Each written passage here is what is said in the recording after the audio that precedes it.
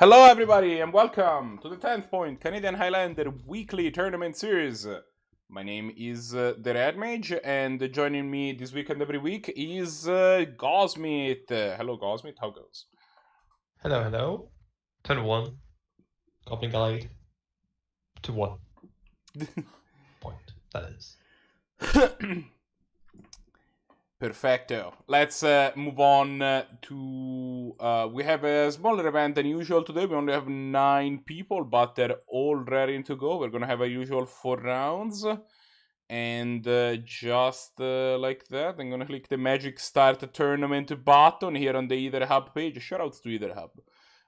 While we do that, before I post pairings, because then we leave everything. That was the first point. Thanks Blahguy for subscribing to the channel, and well, you know, if you want to follow the example, consider doing so. If you have your Prime Gaming sub, if you have just a regular sub, that really helps us. Your subs really help us keeping the boat afloat and kind of keeping things going. Offering prizes at the end of the season, which we are going for this season as well, and doing all of that stuff. I have another couple of projects that could be interesting. So that's also. I am scatterbrained. Yo, another sub. Thanks, Zannty. The other thing that I wanted to make sure we can write down is is if you're watching this event and you want to join the tournament and you don't know what to do. The first thing is join the Discord, !Discord. No, Zannty, you didn't unlock an emote. Blahguy unlocked an emote. You just showed up immediately afterwards. Let's not be real. Let's be real here. !Discord gets you to the Canadian Highlander Discord, which is full of great people that can help you doing things like getting your deck set up, getting started on whatever your budget is. If you would rather not play on MTG, others people that play games on webcam and all that sort of thing. But also, it's where we run the tournaments. It's the hub that you use for running our events. Announcements go up on there, and all of that. If you're already on the Discord and you just want to get the sign up for next week, !Next event is gonna get you to the next Either Hub page for the event next week. You can just go there and sign up.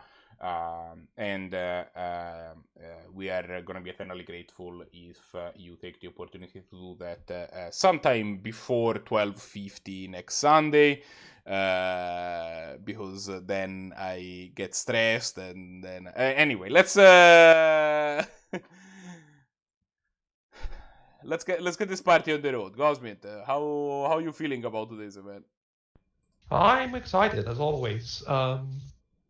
It's always great to see some good magic and just see some interesting decks usually. Sometimes we see some really out there brews, sometimes we see some just quality control and mid-range and aggro combo. It's definitely a bit of like, just imagine like you have like this, like, what is it called?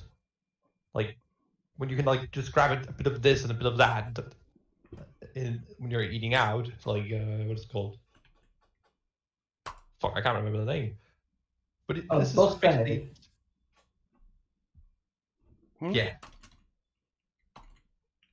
But it's basically just, well, no tempo. Yeah, that is right. We never see tempo. No one plays it, especially not blue, red, or blue, black. We haven't seen any of those, clearly. And if they do, we will have to arrest them. Yes, I'm pretty sure that's illegal. I am relatively certain that it's on the rule page in a moment.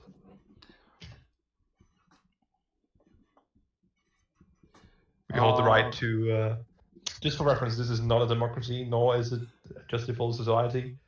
This is this is our land. We rule it. This is a lomenocracy. I'm pretty sure. This Yeah, is pretty much. No democracy. All hail. It's actually a theocracy where we follow the Almighty. we Brew will be watching. Speaking of tempo, we will be watching some Zannty versus Stompy for the upcoming match. I'm waiting for the players to get set up.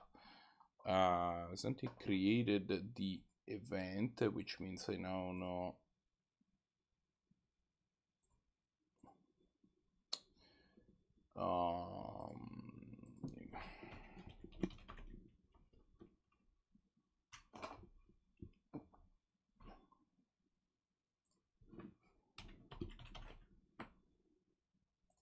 Yeah, so while he isn't here right now, our usual co-commentator, Lowman, is just fixing up some late dinner. Or actually, I think it was lunch. Actually, I was the one who ate dinner. He's in the US, so it's going to be lunch, most likely. Unless he's eating very early dinner, in which case, fair enough. But no, we're just going to be stuck with the two of us for now. I think that should suffice. And I believe you said it was Zannty, who usually is on his blue-red tempo. And then against Supreme Phantom, aka Stompy. Yeah, Stompy is a bit of a mystery. We don't know what's up with him. I played against him before, I believe. But not in this format. Tan. I'm not sure what he's on. If he's who I believe him to be. Which he may or may not. I do think we had Stompy perhaps last tournament. Or at least one of the prior. I remember the name at the very least. So we'll have to see. Yeah, waiting for them to share their screen. I see Zannty already has their hand. Lovely stuff.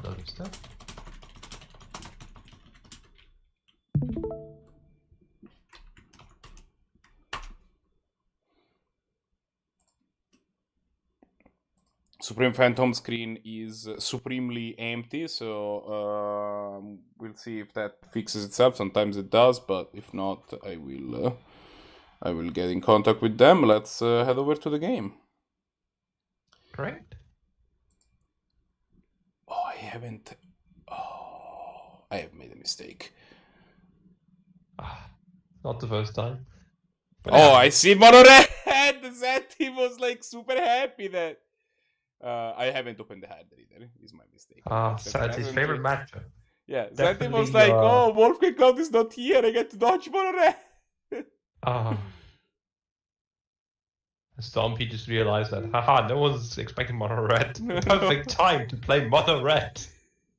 Psychic man. Or woman, I'm not sure actually. Yeah, we're not certain, but either way. Looking at the hand here from Stompy, whom is actually on the top, the bottom hand is incorrect currently. Yeah, we're fixing. We're doing hand things. Fan of keeping this hand. It does a double 2-drop, double 1-drop, and a forkbolt. But having 2 free drops that you're gonna need to draw into with no card station, which admittedly not a lot of in the mono deck. And you don't really even have to draw, so you need to like preferably hit your second land. I would have really liked to see that hand get mulliganed. On the end of Zannty here, what did Zannty keep? Zannty kept a hand with all of the cantrips and counterspell, which is not the kind of hand you want to be keeping when you're up against mono red usually. Only if you're really lucky, you might be able to get away with this kind of hand. And that might be the case, depending on if Stompy gets punished hard for this one-lander. One-lander is definitely a way to lose as mono red. Because, yeah, you do have a lot of one-mana cards that provide a lot of impact. But the speed at which you're able to develop them really makes a big difference. The difference between, of course, the first and land is important, but the second land is also Yeah. Look, almost like, as important. the It's the first land reality, that the you kind of do reality without is usually. that at tempo, what tempo decks are good at is getting ahead and stay ahead. The reason that they have poor matchups against aggro decks in general and red deck specifics is that it's very hard to be able to get ahead against a red deck because they're faster than anything. They're faster than you. Yeah, and You are trying to be fast and be tricky, and they're just trying to be fast. And that just means that just puts you in this position where you are kind of like this slow aggro deck, which has more answers really. yeah, but like, if they can't deploy their if they can't deploy their hand fast enough because they're stumbling on lands, that's where That's where all the counterspells and memory lapses really they start, especially memory lapse, powerful card, but even like counterspell here. Yeah. But like, I wouldn't go for it now. I think you really need to be deploying your impulse here. You need that red source. You need to be setting up. Yeah, you need to be able to start deploying your removal and your blockers. Exactly. This is a really, like I said, this is a really, it's a kind of draw that from a hand from Zannty that, like, if you're up against like troll deck, even a combo deck, it's solid. Yeah, the Drakes can put the heart on your opponent really fast. Like aggro, like keeping a hand is like 3 cantrips, an island. Actually, sorry, 4 cantrips, an island, a counterspell is just not where you want to be against a moderate player. But again, against I think most non-aggro decks, that is a decent. That is a reasonable hand. I mean, again, this is not an open deckless tournament, right? Like, our players don't know that they're gonna be against one red when they keep their hands. Live stage, not that great. You don't have a red mana to cast it, and even if you did, don't think you want to be using your time on that. We did see the counterspell last turn, just trying to slow down the offensive here. That does make it really awkward this turn. You didn't go for the impulse. I don't think the Swift Spear was worth countering there, to be honest. I think you're going to find especially with your opponent being stuck on 2 lands, you're going to have a choice.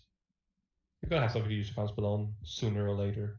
Getting that red mana source is worth taking a couple points for. Especially when you have Drakes that can do some real great blocking. Lightning strikes like Rube, a emulator or some such. Just really want to get that red source, and we just see Zannty getting punished for that. And like, that's the advantage usually of having these cantrips, is that you can get that 1 card or 2 cards you really need, even if you have like, especially like we saw here, like only 1 land in your starting hand. You can use your Sarah Visions to try and find the land. You can get Action Pro just to gain some free info and find a new card that might be the land. And if you find the second land, Impulse can get you just about anything you want within a 4 card limit. Yeah, 4 cards is usually enough to find what you want. That's the reality of it.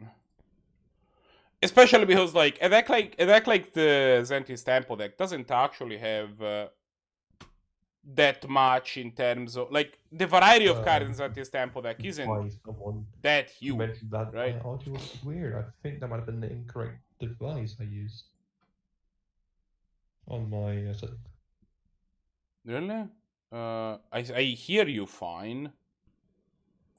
But no, this is looking like a game that I'm just not seeing. Yeah. This is just going to be a game. We don't have the counterspell. We don't have the answer. It's going to be exactly lethal. Sorry, not exactly lethal. It's going to be lethal without any chance of Zannty really coming back in this game. The fact that Zannty had a very slow hand, and that Storby happened to draw the second mountain on curve, really is what did this game in.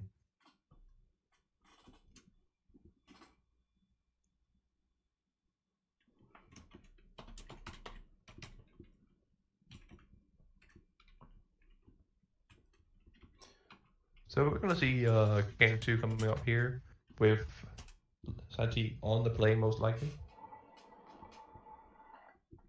Let us see here. Yeah, this is the nightmare matchup, because it's kind of the worst matchup possible for Zannty. In hand here, got a first item to take care of an early frat, and a David Dado, which both great blocker, and a way to possibly recur an opponent's burn spell in your favor. However, we also have a hand that has Fairy Vandal and into a Royal, but no blue source.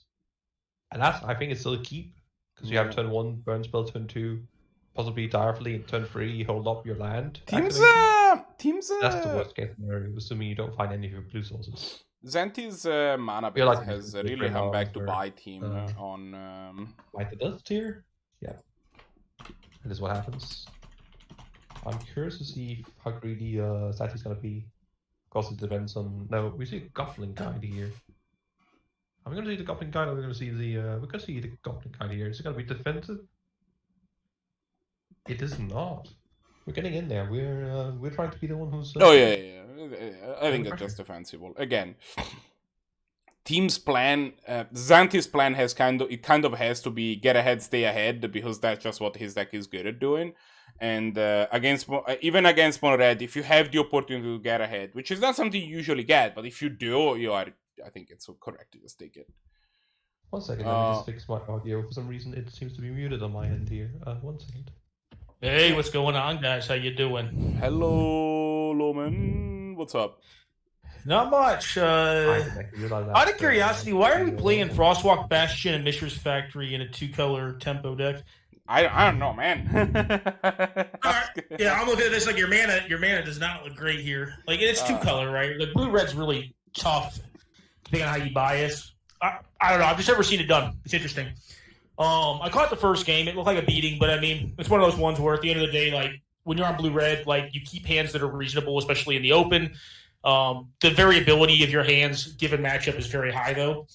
And basically a mono blue hand versus a red deck wins is going to lose the game most of the time, but you can't really do better than that. You just, you make your best guess. And yeah, I mean, if it happens, it happens. Keep in mind that, like, people don't know what that, like, Stompy 45 is in the That's exactly what I said. No, that's exactly what I'm saying. Is like the variability of your deck is such that you have certain hands that are highly effective against certain strategies, but inside of that same matchup, you can have a hand that is utter dog shit versus that strategy, but completely viable against another. Basically, when it comes to this matchup, the simplest way to put it is like the more board impacted or the more red your hand is, the better it is generally in the matchup. But we have a lot of options here from the side of Stompy. I'm curious. We're going to see the Phoenix come down here. Really like the ability for the Pyromancer here to usually I'd say just ditch the Price of Progress against a deck like Zannty's, which plays a lot of basics. But we just saw 4 damage come on the board, though, so you're probably going to hold it. Here. Yeah. I just think unless they hit their blue mana exactly this turn, I think we're going to see this go not their way. I think it's going to be challenging, especially you don't know what their hand consists of, but there's a very high chance that your OP, who's on red deck wins, does not want to opt to burn off your Goblin Guy because they think it's going to give them value, i.e. getting a mountain like right now. And they intend on using it to blow up your factory, your snowland. At the same time, building up prowess triggers for the what is this card called? The Igniter or whatever this thing's called. The 2/2 that has prowess. Sure, yeah. So not a great spot. Again, like the mana, you see the mana being awkward in game 1 and in game 2. I did catch one line in game 1 where I think they probably could have impulsed as opposed to counterspelling to try to look for that red mana to actually start having board impact, but the counterspell just seemed like, trading 2 mana for 1 mana is just not a great trade. But it's one of those matchups where it's like, it's not that much more incorrect. It's just a hard matchup. Searing Blaze is rough, to say the least. That's going to blow in a creature land up. Painful. Yeah. Searing Blaze, generally when it's active, is a very good card. One of those cards where when it's not active, it's pretty bad, but once it's active, oof. Yeah, we're definitely going to see the Mishra's Factory getting activated here, I believe. Yeah, you got to. I mean, like, if you're not, like, what else are you doing? The good news is they have a land to play next turn, and at a minimum, they're going to have enough mana to cast their OP, Searing Blaze, back on their OP. So... Yeah, because it does not care for the color. Which is... No, the color doesn't matter. Yeah. Yep. As opposed to some other cards we have seen in the history of Magic where, like, the exile top card of library perhaps, and then you have to pay the colors for some reason. A lot of the newer design cards just don't care anymore. Exactly. They make it so you can't cast it. It's not like the last hurrah for the style of card that you were talking about, where you actually had to like find the right mana colors, was like what's that stupid Spectre called that was in mono blue devotion and mono black devotion? Yeah, that's exactly the one I'm thinking of, and that's the one I remember because I played with that one. Night Veil Spectre. That's it. Yeah, that's it. God, I was always just like, oh, please hit the right land, please hit the right land. Yeah. I mean, on on the other hand, the thing is that the Spectre could play their lands, whereas a lot of this type of cards don't let you. One of the few things here they're doing is they're going to get price to progress value. This will get 4 damage, and it'll still cause a trade with the Bishop's Factory, which is now a 3/3. But they're getting their 4 damage in with it before the land dies. Yeah, pretty rough spot because they're taking at a minimum 4 in the air next turn. If their opponent just wants to go high ho silver, there's your first red land, your first blue land. Although it's a pain. You're gonna have to play that likely. Huh? Like you're gonna have to take a damage or 2 off that unless you get lucky and just draw some islands. So. I mean, I think the realistic answer is you're just dead here. But I mean, you definitely just go direfully kill off the. I presume the. You have to tell me some Einsteinian string of cards that Zannty could draw at this point to win versus the resources that we know are in Stompy's hand. We do have Einstein signed up for today's event. We can ask him what. I'm gonna not that I'm doubting their mental capability, but I'm just saying. I think we need the real Einstein, because particularly the card that I'm looking at from Stompy that's kind of scary here. Besides, is the Phoenix due to its evasion, and likewise the Pyromancer. Wait, the Pyromancer doesn't actually make flyers, does it? No, it makes 1/1s, but it just makes bodies. It does make a lot of bodies going wide. And it draws you 2 new cards. And if you get to 1 more mana here, you can actually discard your stupid 3/3 and then cast a 3/3. Yeah, so it's like you play your land, you play whatever land you want. Probably this one because you want to get value off. It's rare to see the Ravager. I just Ravager get Madness. But I've had it come up a decent bit, like against the Leon of the Veil. Like in a lands matchup, I've had it come up, and absolutely, it's not like it doesn't come up. I've had it come up as well once. It's rare, but yeah, I've been playing it. I think I would have actually just discarded the Rakdos Cackler. I mean, I feel like you'd have enough of that on board. I'd rather just have another card, like another red burn spell at this point, because there's 7. And like the way they do it is board for the discarding the mountain, due to the fact that you do just have so much mana already. But I just Ravager is there, and that you have the Phoenix, and you have the. I don't think another Ground Pounder 2/2 is really doing anything. I'd rather have a burn spell, right? That's my kind of thinking to it. I mean, I don't know. Yeah, plus you still get a 1/1 from the deal, right? You get another 1/1, which I mean, obviously, Steel Fire. Yeah, this is just going to be game over. The best we can do is bounce the Ravager, most likely. Yeah. I'm trying to figure out is it lethal? Yes, it's lethal actually. If we just see the Braid and Steel Fire come down. I think it's actually, is it just lethal if they just play the land and play the seal and activate the runes and attack? Actually, I'm wrong actually. Wait, no, let me count here for a second. No, I think they might be able to go to 1 actually, Zannty, depending on how they play it out. Yeah, I think if they do this, they can hit them down to, they can either hit the Dire Fleet or hit their face. Probably hit Dire Fleet with this one. I mean, I guess it only passes 1 more damage through if they value block. Heads up, they're probably not going to value block. They're probably going to block like the 2/2 and hope that there's not a pump spell. All right, they're casting this one out. Interesting. I didn't expect this to get cast, but that's cool. I don't really think it matters all that much what they do at this point. I think they're looking to get value off Derange's Ravager and expecting it just to go 1 more turn, which is a reasonable expectation because your opponent has 3 cards in hand and they haven't done much of them. I think I would just go for broke and try to kill him here, but... also just knowing like how restricted they are on blue mana right now and the volume of red spells they can use has been pretty low. So they blocked the Ravager and the Pyromancer, and they... Well, my guess is they're blocking nothing because I think there's going to be a Braid cast in response to this trigger. I would assume. Likely, yes. Yeah, or maybe not. No, I was counting even if it ended up, they can still block with the Frostwalk Bastion. Yeah. But my point is that the point I was trying to make is that even if they did end up blocking the 2 biggest threats, they would have still been dead by sacrificing Seal of Fire and pumping the Phoenix. Now the Phoenix can't be pumped anymore, but I think it's going to still end up working that way.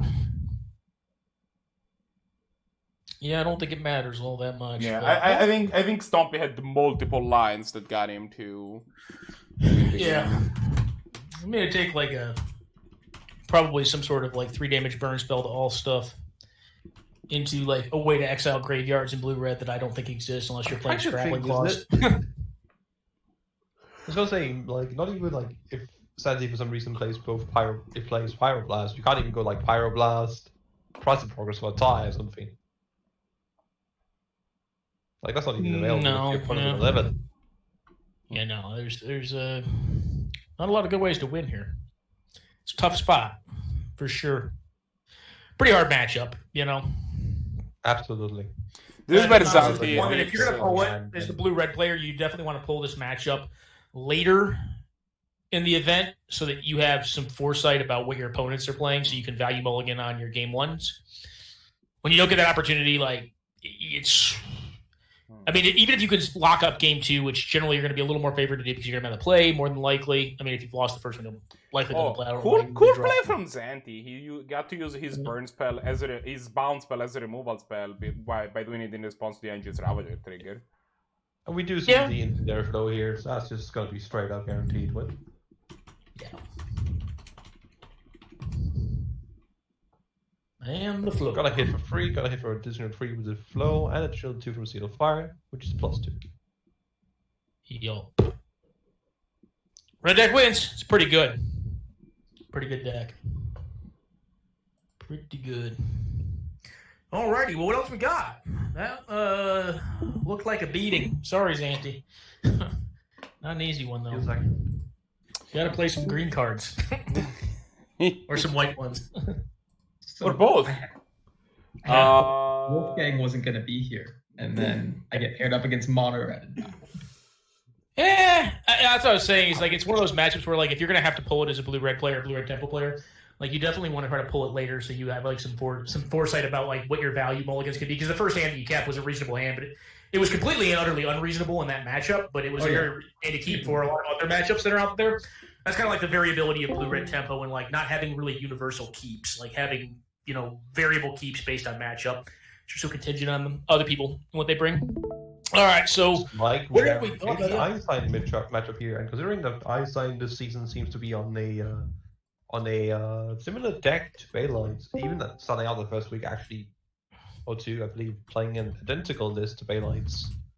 Yeah. Both are actually on the Abzan mid-range control deck, respectively, I believe. Well, I think, I should say Einstein, I think, modified the list they were jamming at least last week into more of a standard mid-range build. I don't know if they're still on that or if they went into more of a controlling build again, or maybe they went aggro. Maybe they got Doran in there. I see, this is one of the things, even if handcaps are incorrect, which they aren't, now we know that, we wouldn't have been able to know unless someone played the card.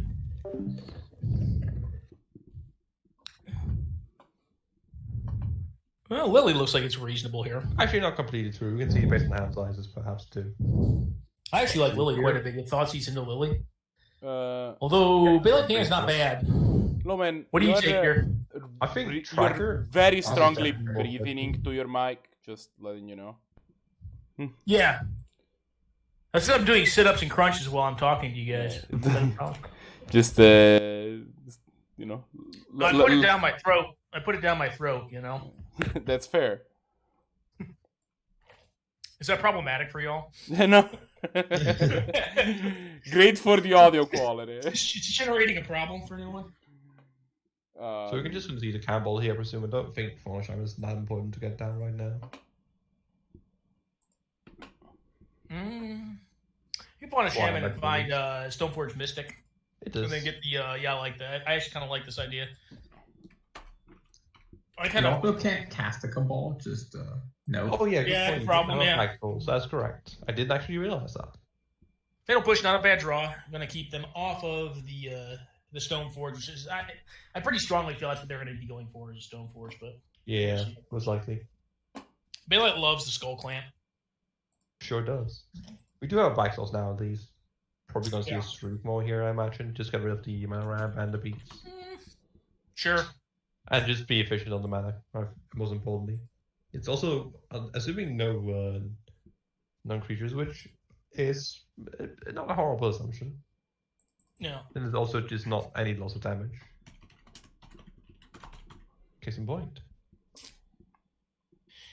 Yeah, Einstein's been having trouble drawing some follow-up to their initial hand. Yeah, just thinking on lands here, it seems. Yeah, I think they've drawn probably all lands in one Fatal Push this game. My guess. So we're gonna see Nissa into Cannonball here. Sure. Now you want to hit like Toxic Deluge and just wipe this shit out. Oh yeah, absolutely, and still have the Leon just to win the game afterwards. Yeah.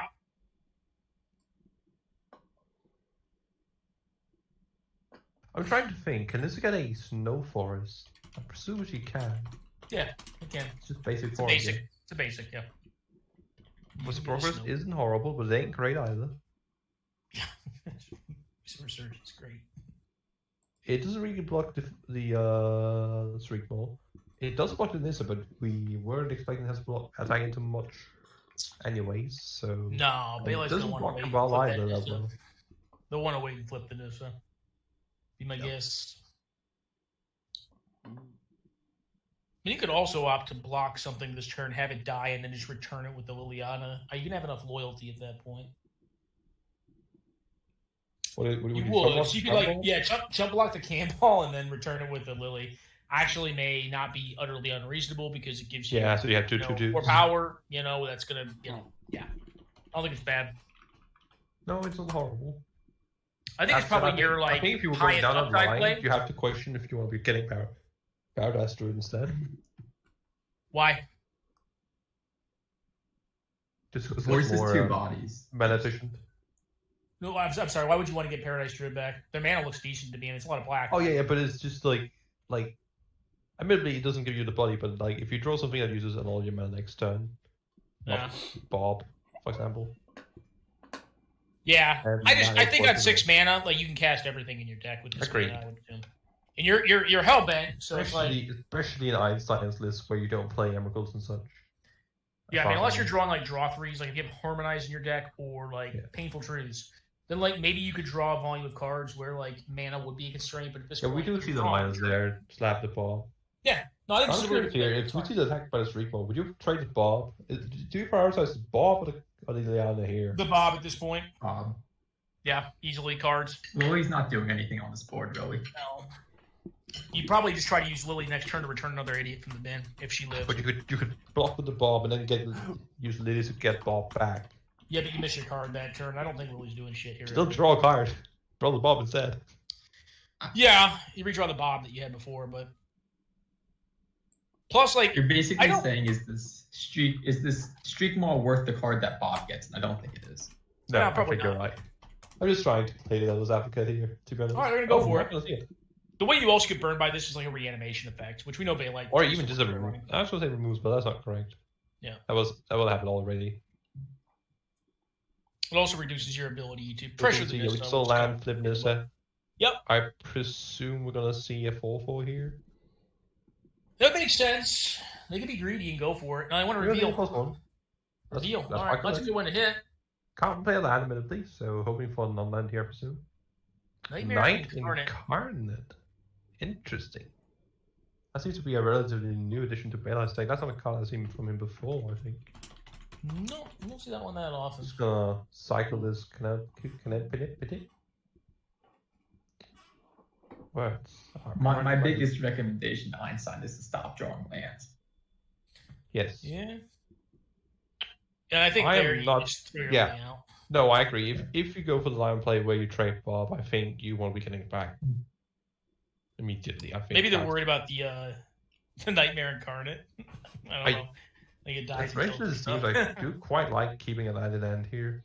Especially because you know that Bailite is the type of person who has a lot of discard spells. Well, we also know they have Gerard's Verdict on top of their deck, so you probably just want to play And that makes it even better.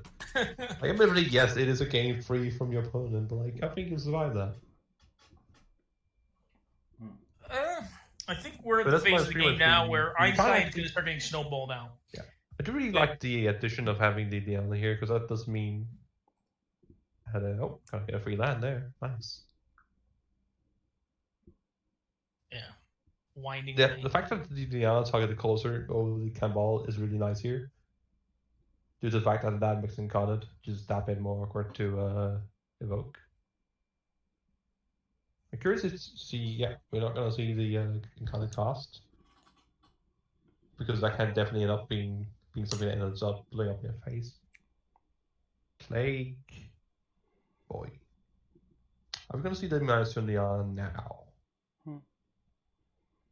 I would I'm gonna hope see so. the videos playing them back. Oh, it's Cryfall coming up here. Yeah, I'm 100% looking up Knight Incarnate. I can guarantee you that's what's happening. It's a 3/4 Death Touch. When it dies, everything gets -3, -3. Oh, Specifically, yeah, I no. I've seen I don't Einstein actually looking believe it it's- up. I don't believe it dies. I think it leaves the battlefield. It 'cause leaves that's the how battlefield. most Yeah, of you the, have flicker it. Sure. Yeah. That's how most evoke creatures are worded. I figured they continue with that. Yeah. Which is actually curious, considering they all dies. I really don't get why they win the battle that way, but they did. It's kind of cute, right? You have flicker it and then it's a 3/4 so it doesn't kill itself. Yeah, it gets really disgusting. The classic, what is it called? Evoke Mold Drifter, give it persist or like undying or something. You just get I all can, around. Yeah. I can guarantee you that the card went from being a 3/3 to being a 3/4 and back to being a 3/3 like 3 or 4 times during design. You know, what'd be a fun trick here is to see if you can actually get them to block with this Courser as a 0/3 and then kill it with the Plague Engineer. The Courser is going to represent some decent advantage over the course of the game. The Nissa is the big problem. But, like, I can see trying to, like, bowl into your opponent and, like, get them. And if they just block with the Cambal, you can do the same trick and just name Human or whatever the hell Cambal is, Cleric, whatever it is. I think it's actually an I think he's advisor. an advocate. Sure, advocate, advisor. He's Is there a an human advocate? advisor. Advisor, Human yeah. advisor. Yeah. It's, I had to say, I I like never remember advocate. advocate or advisor. That's it's like It's close that enough. they use. It's one of those types that's got like 6 cards or something. Leopold's the Mayor of advisor, Arbor right? is another advisor. Gaddock It is didn't another say there were advisor. good cards. Leopold is too, right? Yes, At least- Leopold is an advisor. Advisor is surprisingly used to be good not card that popular, dance for a though. time. It's like oof. There's like 8 oofs and like 3 are good cards. I know, it's Advisor used to be. I think actually the last like 5 years there's actually a lot of advisors recently. I think Throne had a fair amount of advisors.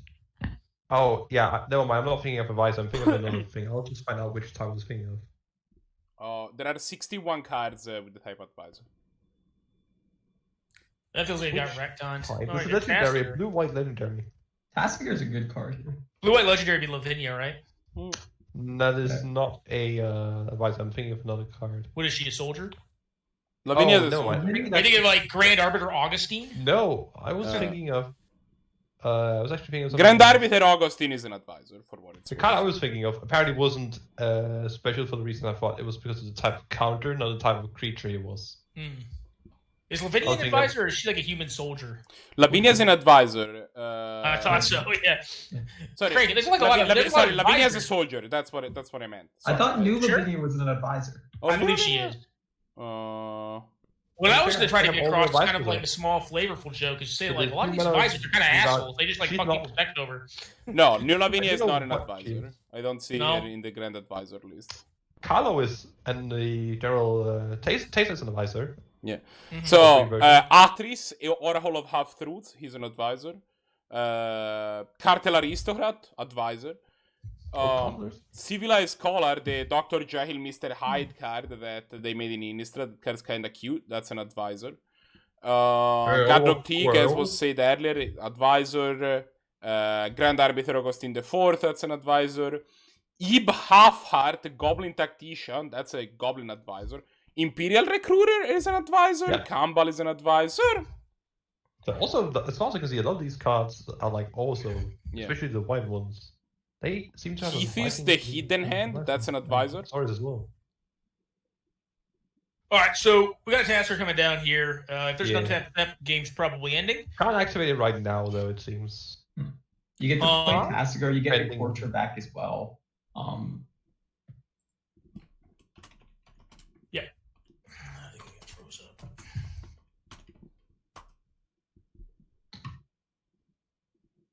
Seems the game's coming out a bit of my end. I'm not sure if that's just. Yeah, I my- think it's stream based. Yeah, I meant the same Yeah. stuff. Red Mage, you still there, buddy? Yeah, I'm here. Okay. I'm just looking Dang, for that I'm makes just looking sense. for advisors. It's fine. Mayor Wababrook. I think we may have like. Is the stream not working right now? Oh, is the stream not up for? Oh yeah, it says that it's It's reconnected. Yeah, I'm having some stream problems. Give me. It's reconnecting. Yeah. Hopefully.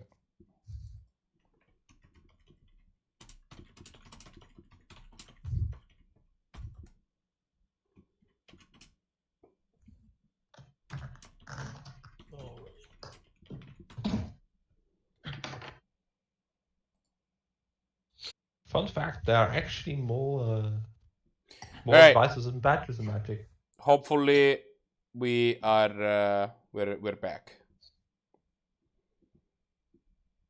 Yeah, fine. We're back now. Yeah, I got you, buddy. Sorry about that. We see a Titania on the other side of the battlefield. Good draw. There's Good definitely a draw. way to come back here. Yeah. But It's good she's, answer. And but Bob she's is not an advisor. brought back, it seems. It's not an advisor. Can't confirm. Mm. I'm imagining she's like, I don't know, druid maybe. Elemental, I believe, actually. Yeah, she's A little druid. No, just elemental.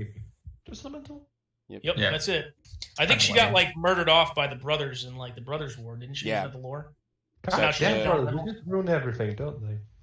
Yeah. I they believe killed her that ass. is correct. She mega died. I don't know if they killed her, but I think they just like blew the whole goddamn world up. Early Magic story.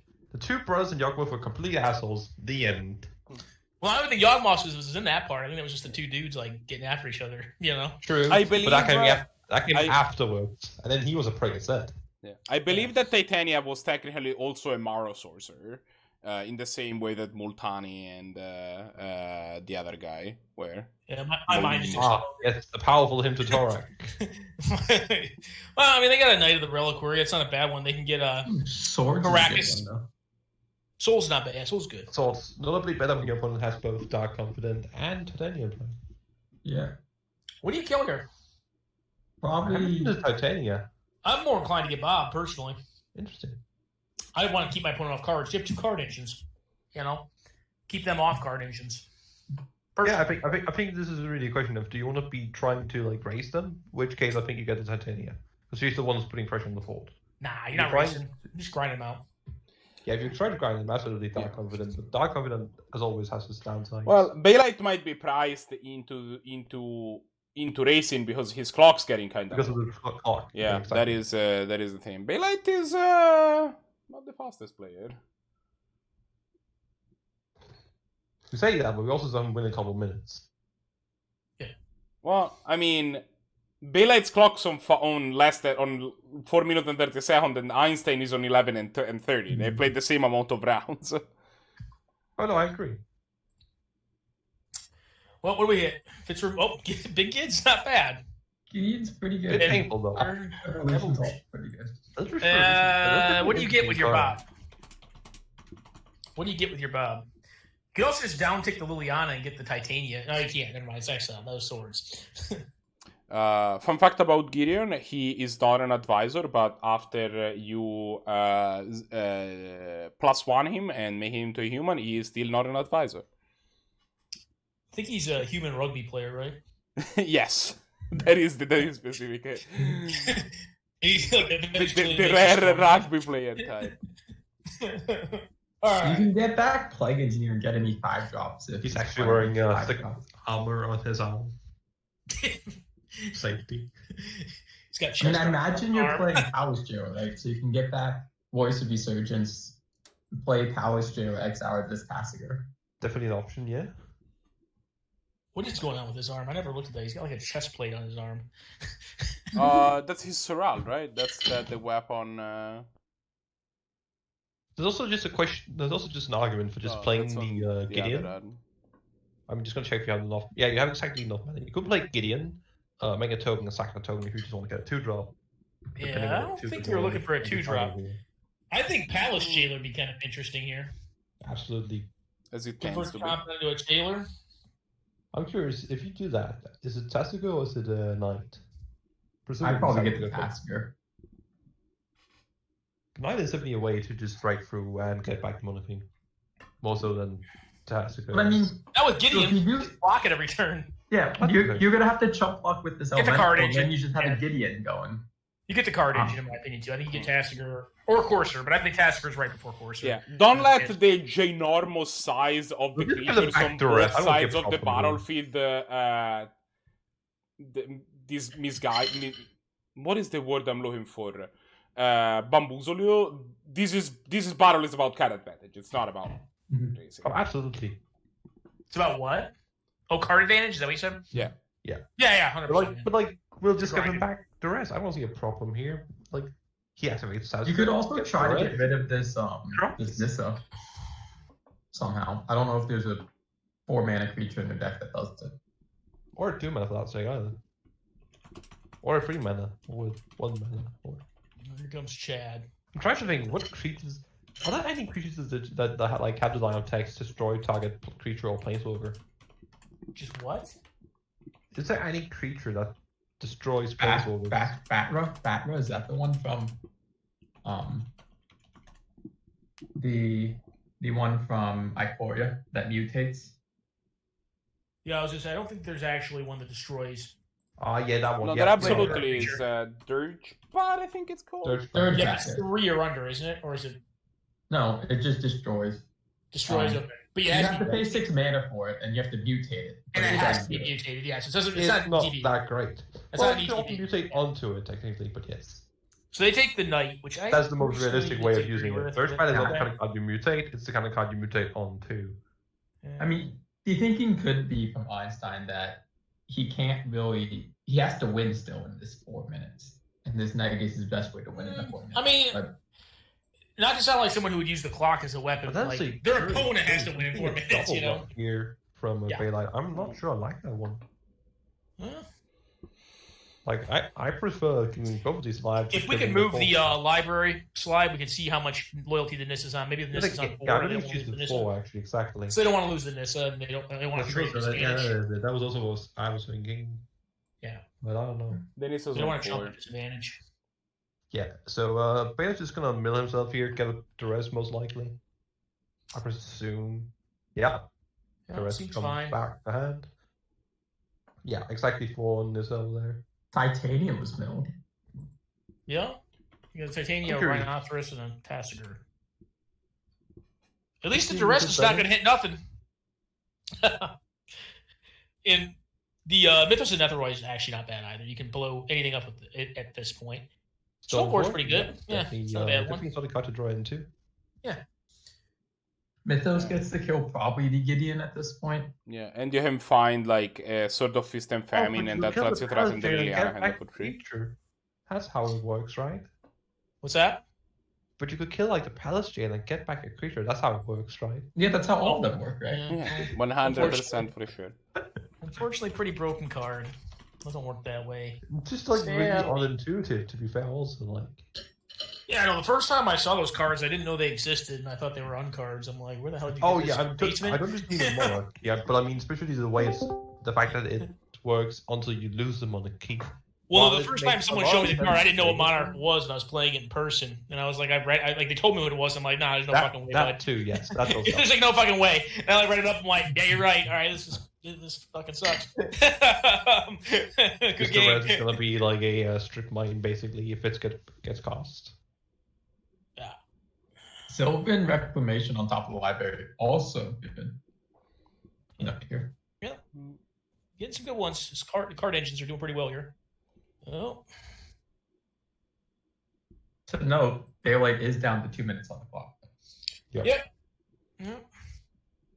So not nearly as impressive when your creatures are the most likely to get -2, -1.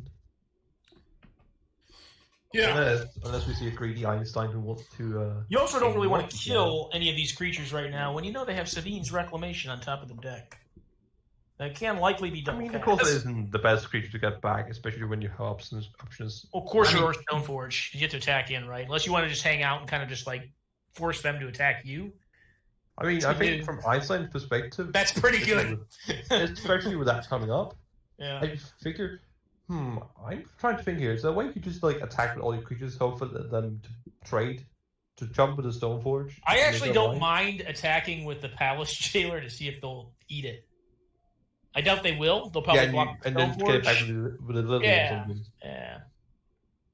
That's it. Yeah. No, just But you got the get rid of Custody them. Lich now to kind of just keep them. Are we gonna trade here? They're going to put something in front of it, yeah, because they want to use the Sabine's right I was now. just curious if we're gonna trade a coaster for the token here.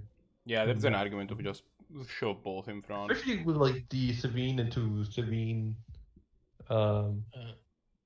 flashback. The mana to Yeah, have reasonable. Sabine's Reclamation both times is definitely there. Normally, it doesn't really matter how you block here, due to the fact that you're probably gonna play this. Of Unless note, I you get believe you real also greedy. do not get the sacrifice effect unless your opponent hits you, right? Because you already have the Monarchy, so technically Custodialist doesn't do anything upon ETB now. Is that That accurate? is That is- true. that That is is actually correct. true. Yeah, so you almost want to lose it so you can get their next thing. It's kind of awkward. Custodialist is bugged for Which a long time. ironically means the fact that you draw, they get back the creature that there.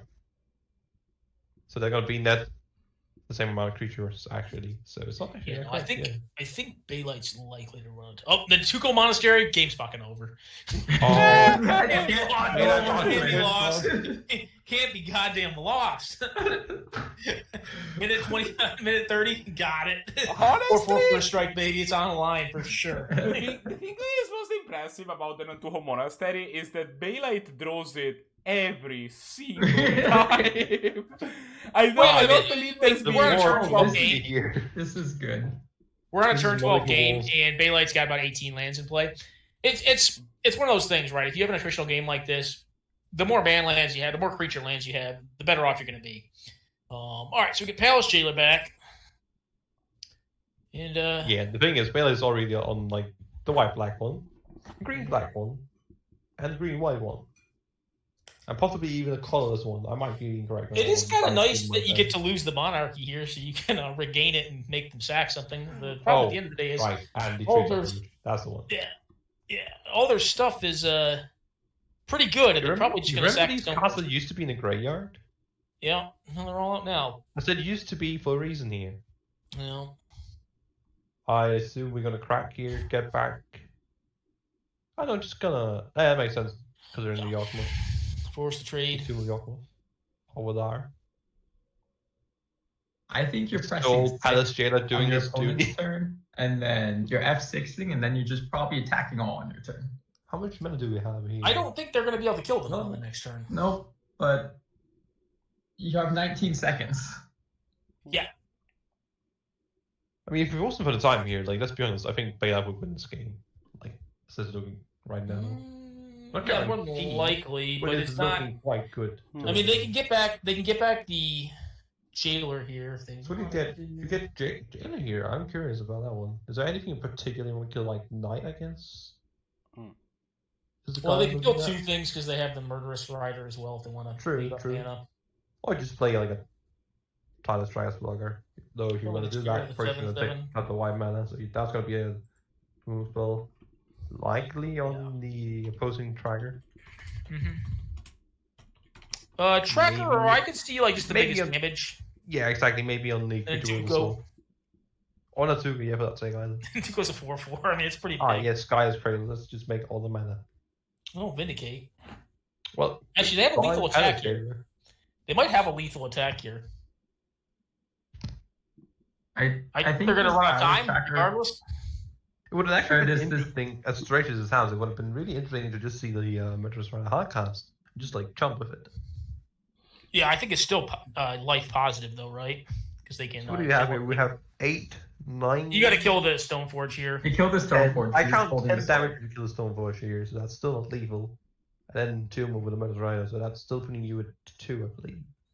Mhm. Like you have to be passing through each So person's you turn at this probably point have and just have time to Murderous attack Rider next turn. And you have Yeah. 4 mana left, you have +1 with the Highlander, unless you need to get a Well, they can creature. put a life linker and then this silly thing into play. Actually, they put 2 things into play or no? I think you just put the Rider and the Fencer. or Yeah, like I any agree. kind of I'd like to put And you -2, and then you can just call it a day and hope that's good enough. This forces them to Don't know why choose you here, do so that. if you're trying to clock them, this is the best play. If you're trying to be like, trying to Oh clock yeah, them, like if you're trying it's to forces them to like, choose, which but is there's like no way that Bailite I'm has kidding, I know. know.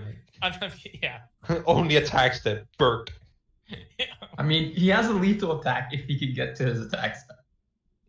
He can't. I actually think, ironically, the smartest choice was to. Oh, never mind. Yeah, Yeah. unfortunate, but Unfortunate.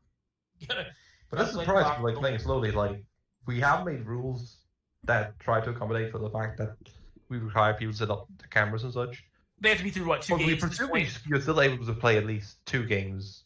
Yeah. 25 minutes. Like, I don't think that if you can't play 2 games in the amount of time that TGO gives you, I think that's at that Like, point even it's on then- you. Like, I'm sorry, Even but then, we have still presumed the fact that you can start a new game after the first one, technically. I don't know if anyone knew this, but Gosman's actually a really slow player. That's why they only play Red Deck wins. I mean, that's actually not completely incorrect. I am actually quite a slow player. Are you? Yeah, I'm actually a bit of a slow player. Because usually when I play too quickly, I make a lot of mistakes. Like, Yeah. I mean, that's of course generally true, but like, I feel like I especially make ones like where like literally as soon as I click the button, I'm like, I already know like.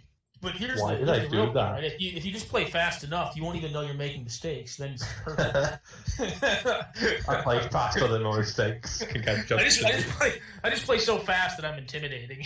You know, I really get, I don't get how it works. Actually, terrible. Just taking random game actions. I'm already actually. I was gonna say I already predicted every game action I will take. I have a full algorithm here. It's got a really firm knife hand. I point at someone, tell them to go. You know. Hey, you do the things. What things? Just push the buttons. That Okay. Chernobyl happened. That's what HBO told me. Actually, I still haven't done the controls of HDD. I'm just fucking lucky. Oh, we have any more games going on? no, we are Well, already we do, but that's for the next Pause. round. Actually. posted the next round. Yeah. All right. So trying to see here, I'm looking at either Blahguy, Simple Man, because we haven't seen either of those. But I'm also actually no Supreme Phantom we did see last game. Yeah, as it's well, so mono never red. mind. Yeah, Simple Man and Blahguy it is then, I think. Yeah, No, we're watching Simple Beautiful, Man what I versus think. Blahguy. That is I'm the down for whatever, you know? matchup I selected. As long as we don't get I think- blue red versus red deck wins. Yeah, I think if we get a chance, I'd like to see what Lucas is on as well at some point. Yeah, in my defense, I had no idea what. That That's was my like idea watching why. Mike Tyson beat on a 12-year-old boy. Sounds- That was rough. At least the Oh, first man. game was. The second game, Oh, yeah, just there was actually a bit of resistance in that game. yeah, the man just didn't work out. I do stand by what I said about it, though. I don't think those creature lands are good in that deck, but No, Zannty's obviously played it a as lot. long as you're They played two a lot. colors, if you Yeah. have an aggressive deck that wants to be playing 2 colors and just playing a lot of basics, then the price of playing just even one. Like, Yeah, I think if you play them, you have to make a concession that you don't really count them as true lands. You have to count them, like, as generally a preferred pretty land, land and preferably lean being deck, too. opposed. You're generally a pretty land lean deck, too. I mean, like, I've Yep. built blue red as low as, like, 30. Yeah, lands, like that's I one of think. the beautiful things, like in beautiful, some might call it, in this format. You just blue just gets to run so many fewer lands because Ponder, Preordain, Opt, Zero Missions, etc. Just goes. Oh, we drew badly. I'm just play an island, cast an Opt. Don't care. Yeah, or you I just drew the right land afterwards. we'll get into 5, keep an island and an ancestral recall, and you're good to go.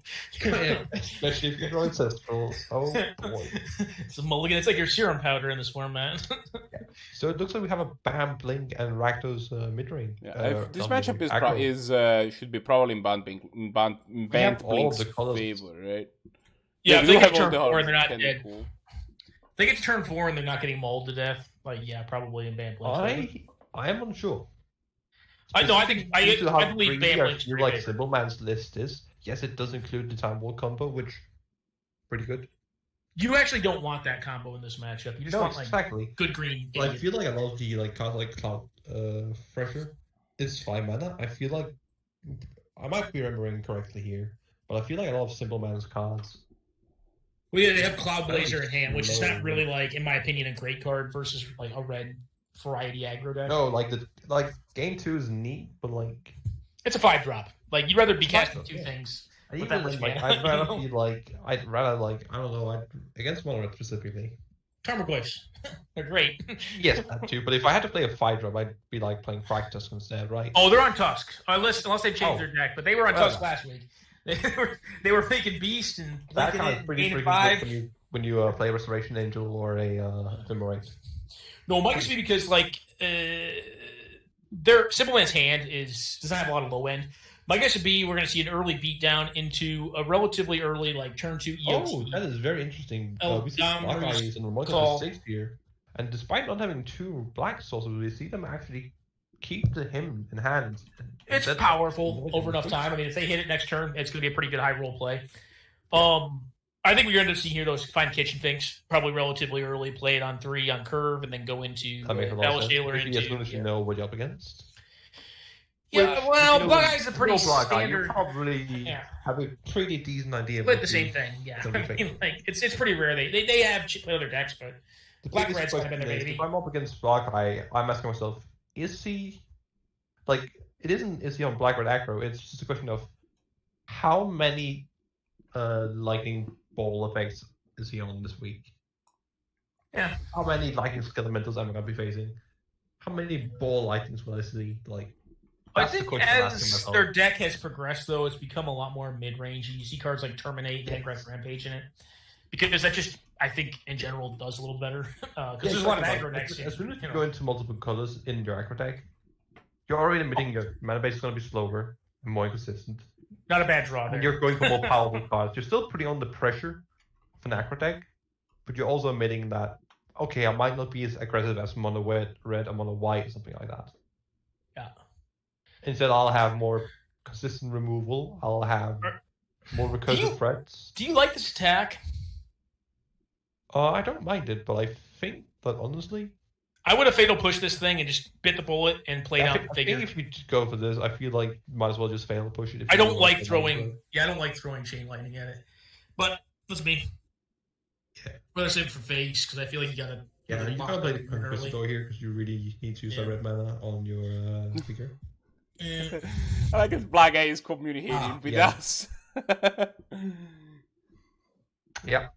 I have skipped some attacks and made second main phases due to F6ing at times. Yeah. And like I'll F6 and then I'll F5 to cancel it, but I'll still have gone through and I'm like, fuck. What do you think of Neo forming here to get Voice of Resurgence? I'm trying to think, is there anything better? In this matchup, no. Too slow. In this matchup, no. Not. Yeah. I think Voice is really good in this matchup, to be honest. It's a pain in the ass. Kill it once and kill someone else. You can get a free for Tower Buff as well if you're on that. I don't think. Yeah, you could. It's That. not bad, but I mean, like, they're playing Terminates and Ingress Rampages and shit. I'd rather. But I honestly don't take just going for the damage ball here. Set up like something like Rakdos next turn if it doesn't die. Otherwise, you're. I just plan on my elf dying. Don't want to play. In this matchup, I plan on my elf dying. I'm just looking to Jailer probably the next turn. Question: what happens if you sacrifice the Jailer to like an nail form? For those who don't know. Before the creature gets put back. Just for those people. Are you asking the chat? Or are you asking I'm me? asking everyone who feels like they know what happens. Because I'm 99% sure I know what happens. Due to the wording of the creature. But like, if you had like a Fiend Hunter, a Banisher Priest type card. Yeah, the issue, and I have to reread Jailer in that case, but I believe it's still going to come back because I believe it's tied to the Monarchy changing. Exactly. As opposed to like Fiend or so they reworded a lot of those cards. The very first ones, like the 1/3 that used to do it, I think it's Fiend Hunter, the actual bad guy. Like that guy, you can like sack in response to trigger and like the new trigger to return. I'm trying to remember. Is Simple Man on what is that 4-mana 4/4? It gains 4. There was someone who's Obstinate Bailoff? Yeah, I saw someone play Obstinate Bailoff recently. I think it was Einstein. I played against you or Wolfgang like a month ago or so in like a rock deck. I don't think it was fine. I play it from time to time. It's rare. But I don't play it end up in next, the Fractus gear. I do like that personally. That's fine. The Palace is not the kind of card I want to be keeping in this matchup. It's definitely good once you're ahead at just keeping you ahead. But it can be really awkward once you're trying to stabilize. Well, all the work that's been done is about to get undone. Pretty good at dealing with a Figure of Destiny and Scrap Piece card, respectively. Yeah, it kind of just deals with every threat in their deck. Yep. You know? But we're just going to see Rakdos come down here. Just say hello. You can't even fail push me if you were to try. You could set up EOT. There's an option to get tossed down this turn, then the following turn do absolutely nothing and just hang back. And set up a Quarter Calling EOT after they use their mana to find There would be Seeker. a calling for, I believe, Speaker, yeah. Then you just win the game. 4, I think. 5 in play, Huh? 6 with the Fractus, 7 with the -3. Yeah. They just need 3. They just need Seeker. They just need Seeker. And they can time walk combo. So you find Seeker with Cord. You have your next land drop, and that's going to give you Ephemerate EOT, so you can do it all EOT at instant speed. True. Instead of the following turn. turn. Yeah. That's a card that can kill pretty easily, though. The Price of Progress. That said, you have lost both your Neoform and your Alzheimer's Call. Yeah, it doesn't, So doesn't matter. I guess you have Regrowth. That Yeah, you you have can Regrowth. Don't matter, man. You have Regrowth, or anything else you can get with it. Probably just Regrowth. Be the way to go. Do you have enough mana if you do that, though? You can also get Green Sun Zenith if you want to go with the hard way, like That's what you pay do. 4. Yeah.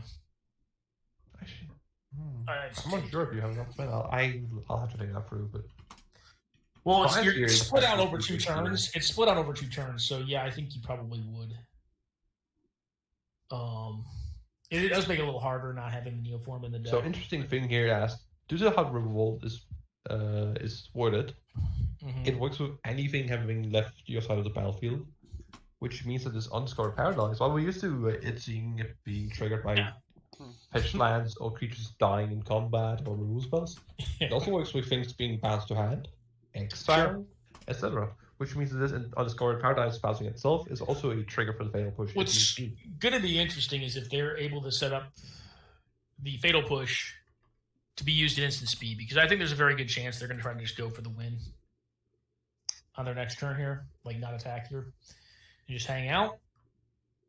Because they did not block with the Thragtusk, which to me says, like, hey, I really want to keep this thing in play because I want to be able to have the mana for Court of Calling. Otherwise, Well, I'm yeah, gonna you turn get it a off. 3/3 as well. I guess you are playing around the double remove spell. Yeah, double removal. Then Yeah, again, perfect. if you're only going for the Now, doing it main phase seems really aggressive to me, but yeah, okay. I'm not sure why you would do that. 'Cause you can also block. You can do it like I guess mid-combat. Soul Herder is a reason to do so. Is that the round going down? Just to say Yeah, Soul Herder just it's gets fly. all about It's going to work here. It'd work. Yep, You want to just seems gain like it. infinite life? Okay. Seems so. Yeah, seems a bit risky to me, but okay. It's definitely a good way, and especially like with Palace Shale, it's just a way to just continually just trigger if you lose the Yeah, team. I think if Well, the I think it's Thragtusk most gets important with the blinked faction. once, the game's just going to end. I mean, they can kill it next Yeah. turn, so they're still going to get a 3/3 and gain 5 life, which it's a lot, right? I mean, they should tap their Undiscovered Paradise EOT to get it bounced back to hand. God, the stream's been laggy as hell today. Yeah, so there's that. That's 8 power blocking now, 5 additional life. But yeah, my And guess more would be we're going to time. see the Undiscovered Paradise get tapped EOT, bounce back to hand, upkeep, Fatal Push on the. The rest a bit late to the party, it seems. Yeah. Well, they didn't tap the Undiscovered Paradise, so I guess they're not going for that line. They're just going to allow. I'm the honestly sword fine to with keep just going. blocking with the beast. Actually, no, we're at 21. Never mind. Who cares? Yeah, I'll just attack them to death. Yeah. I mean, I guess No, they're trying. never to mind. We're gonna see the block here. Well, that'll allow the herder to be taken out. Although, I mean, if you're going to put them on Fatal Push, you would have assumed they would have played, in my opinion, correctly and tapped the Undiscovered Paradise to have basically not give their opponent a choice. Satyrus is gonna be coming down here. Yep. I do quite just slamming the Palace Jailer here, going in, just getting rid of that figure of Destiny, just beams the base with Rakdos here, Sure. honestly. Keep back the Palace Jailer and Yeah. No, I Depending think on we're what at the control phase of they the game also- where it's going to become pretty impossible for absolutely. Blahguy to win. Common Outside of doing Guide, something like Jesus crazy, Christ, like- that's disgusting. Yeah. Ugh. Outside of doing something crazy like, play a bazillion, like play a Primeval Titan and find a bunch of non-basics and die to Price of Progress, there's really no way to lose here. I'll tell you the one way I can see if they play the land and actually literally had Now I'm Prime Diamond curious. in their deck. I presume we actually blink the Common Guide at this point with Soul Herder instead. Common Guide, get Soul Herder, end of turn, blink the Soul Yeah, Herder, fine with it. get the Cloud Blaze likely. Yeah, basically get your Rakdos Vigilance and gain 5 more life and get another 3/3. Oh no, I was thinking actually just blink the Common Guide, get back Cloud Blaze instead.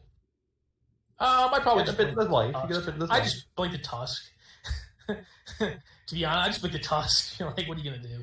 Clearly it doesn't matter. Yeah, no, it really doesn't. Yeah, okay, yeah, I was gonna say, like, it doesn't really matter, but I mean, like, I don't know. I mean, like, I feel like the tusk being blinked is gonna allow you one to attack. In general, like if this game goes on for too long, like Blahguy really wants that one for like it's so important for him. Yeah. I'm not sure what the leftmost card is for Superman currently. Seems to be The left is regrowth. It's regrowth. Oh, leftmost. I can't see one it. more. There's one more. Fibblefip? Yes, it's a Fibblefip. It doesn't look like Fibblefip for the. I see like the very edge of the card. I can't see anything on it. Yeah, I guess we'll find out eventually. That's the downside. Like we are capturing the cameras, but when they open or close the gradient respectively, that does mean that the camera just shifts. Yeah, the position of their hand on the screen changes. What is the blue-green? No, it's land. Okay. Yeah. That's a botanical sanctum. It looks like. I'm curious, like, how greedy would you mulligan for like a one drop here? Because I really feel like you need that kind of stuff. Because like, the more times Superman gets, the more he's like goes from like slightly winning to like destroying you to like, oh god, this is just embarrassing. This hand's reasonable from the standpoint, in my opinion, that it has 2 removal spells. It has 2 relatively hateful cards that can do some things and stuff. Both things and stuff. Now that's truly impressive. Well, Harshbender against like birthing pod style decks can like really add up pretty quickly. So like, and then just Eidolon is Eidolon. Well, it's Frostrands here in hand. If we just see a turn to that. Well, they're not incentivized to fetch here. I mean, like get a couple more draws and see if you're gonna fetch. Harshventure makes it more painful, obviously. I tried to think, is there a reason besides? I guess keeping up this member mana was a reason, but I feel like just playing the block or tap is just better. Just like, yeah, the 2 life is probably not going to be too important on your side of the battlefield, but like, what are you dismembering a turn 1? A Birth of Paradise? That's really sad if you are. I mean, if they're doing nothing this turn, what would they draw? Some sort of white card. I can't tell you what it is for the life of me. Yeah. Lark? Are we going to see the Flower Strands or are we going to see the Botanical? We're going to see the Flower Strands, it seems like. And we're going to get punished a bit here for not playing the Hashman. That is a path. Yeah. Doesn't really matter then that we sold the. It's a pretty good one. Not a bad one.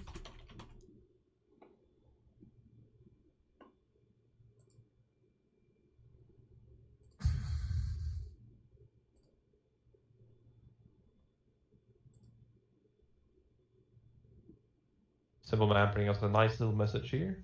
Draws have been hot. That's not a bad draw. I also don't like the one issue that I have with. I would love the Eldritch Evolution, but it's pretty solid alongside like Kitchen Things. Path is one of those cards that, like, honestly, you don't really want to use this phase of the game against this type of deck.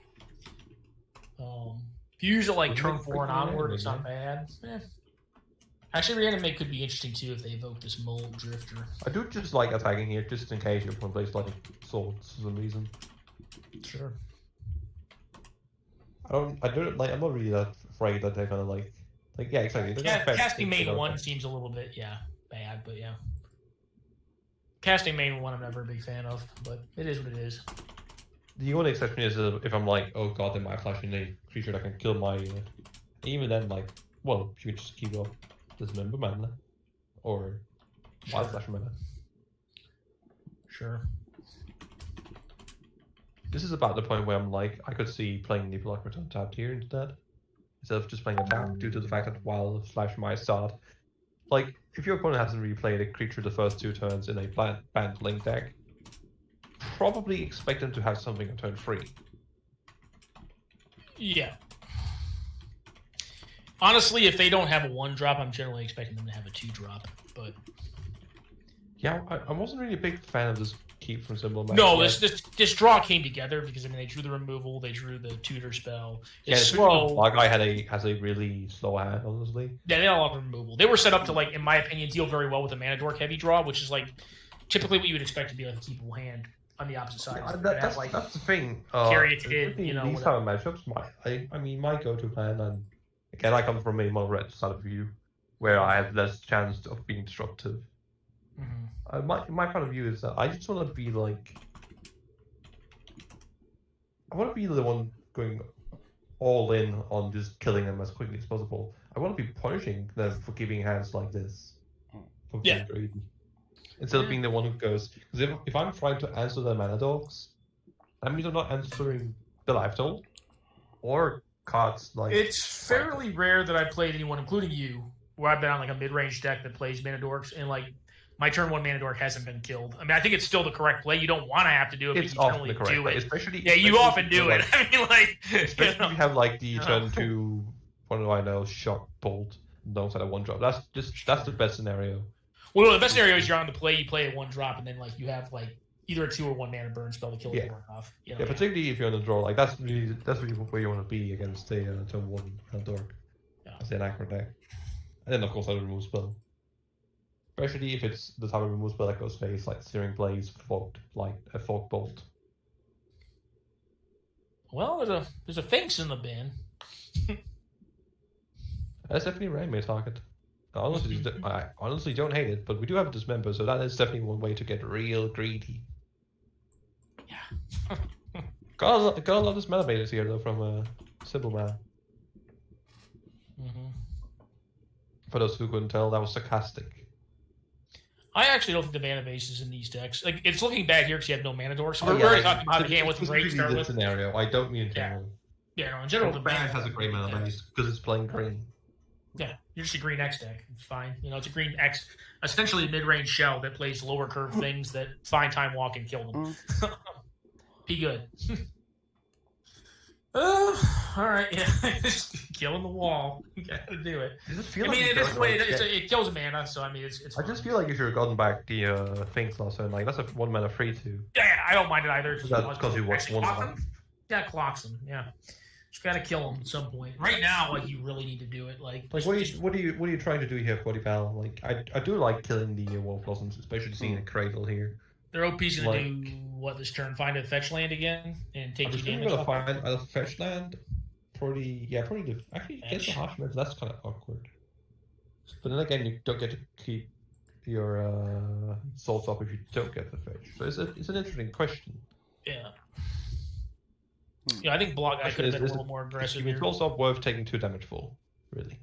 Is what? 3 damage off them? Off the Mentor. The Mentor will pop you for 2 when you crack the fetch. No, I'm on track at all. I mean, what was the other option you were trying to say was available? Getting the Canopy Vista instead of just playing a tap. Maybe. All right, please, just kill them, please. But then again, like, the 2 damage you take off the fetch is the exact same as you take getting attacked. Yeah. So, like, in that regard, it is the same. But then you don't have access to your souls, of course. Yeah. I think overall. Actually, I think you technically take 1 more this way, right? Because that fetch already causes exactly. And I think taking the 1 damage here, getting rid of the frag immediately, probably better. Well, let's reanimate this stupid things. Yeah, I've been a big fan of that since the toilet went into the graveyard. Yeah. Well, for the second six time. life lower, they'd be 11, right? Be 11 Actually, life. that's the first time. It'll be 11 life. It's a big difference. Plus, the he has to kill things. It is, definitely. Yeah, it's very rare you get to not 2 for 1 on that card to kill it. I guess like the best case scenario would be Palace Jailer and your own things that's been reanimated on your opponent's side. But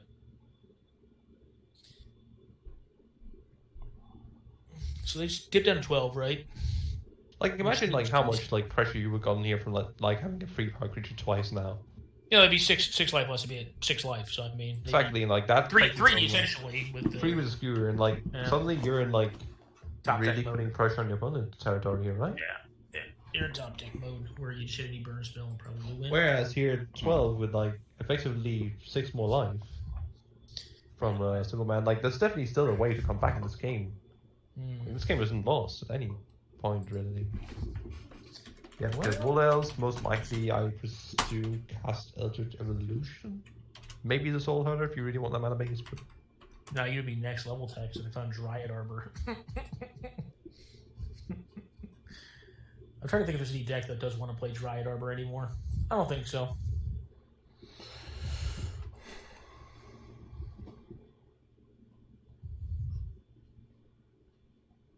Well, Blahguy, to be fair, like as we're saying, like that kitchen thing shouldn't have been staying in the Symbols graveyard. That should have been on your side of the battlefield by now. I mean, the one dounside to it is if it does die. The one downside is that you really get roll. hurt if it dies. Yeah, that's probably what they're thinking. Is they're like, I don't want to give him 2 life. But I think, like, At this point, like, you need to read the board, right? I mean, like, read the board, read the situation. Like, they didn't have turn 1, turn 2 mana dork. They have a Gaia's Cradle. Gaia's Cradle doesn't do shit without creatures on the board. Just apply pressure, kill. You know, like, this is the exact type of scenario where, like, yes, absolutely, you didn't win, even if you went with the kitchen piece. But like, you probably not winning either way. You get the Palace Jailer? It's +2, so you can just get Rakdos here, I imagine. Yeah, I could. We have the first result from one of the back tables. Stompy on mono red. Soul Herder. That makes a lot of sense. There's a Tusk. We have the first result from one of the back tables. Stompy on mono red defeated Einstein 2-1. Wow, that's actually pretty good.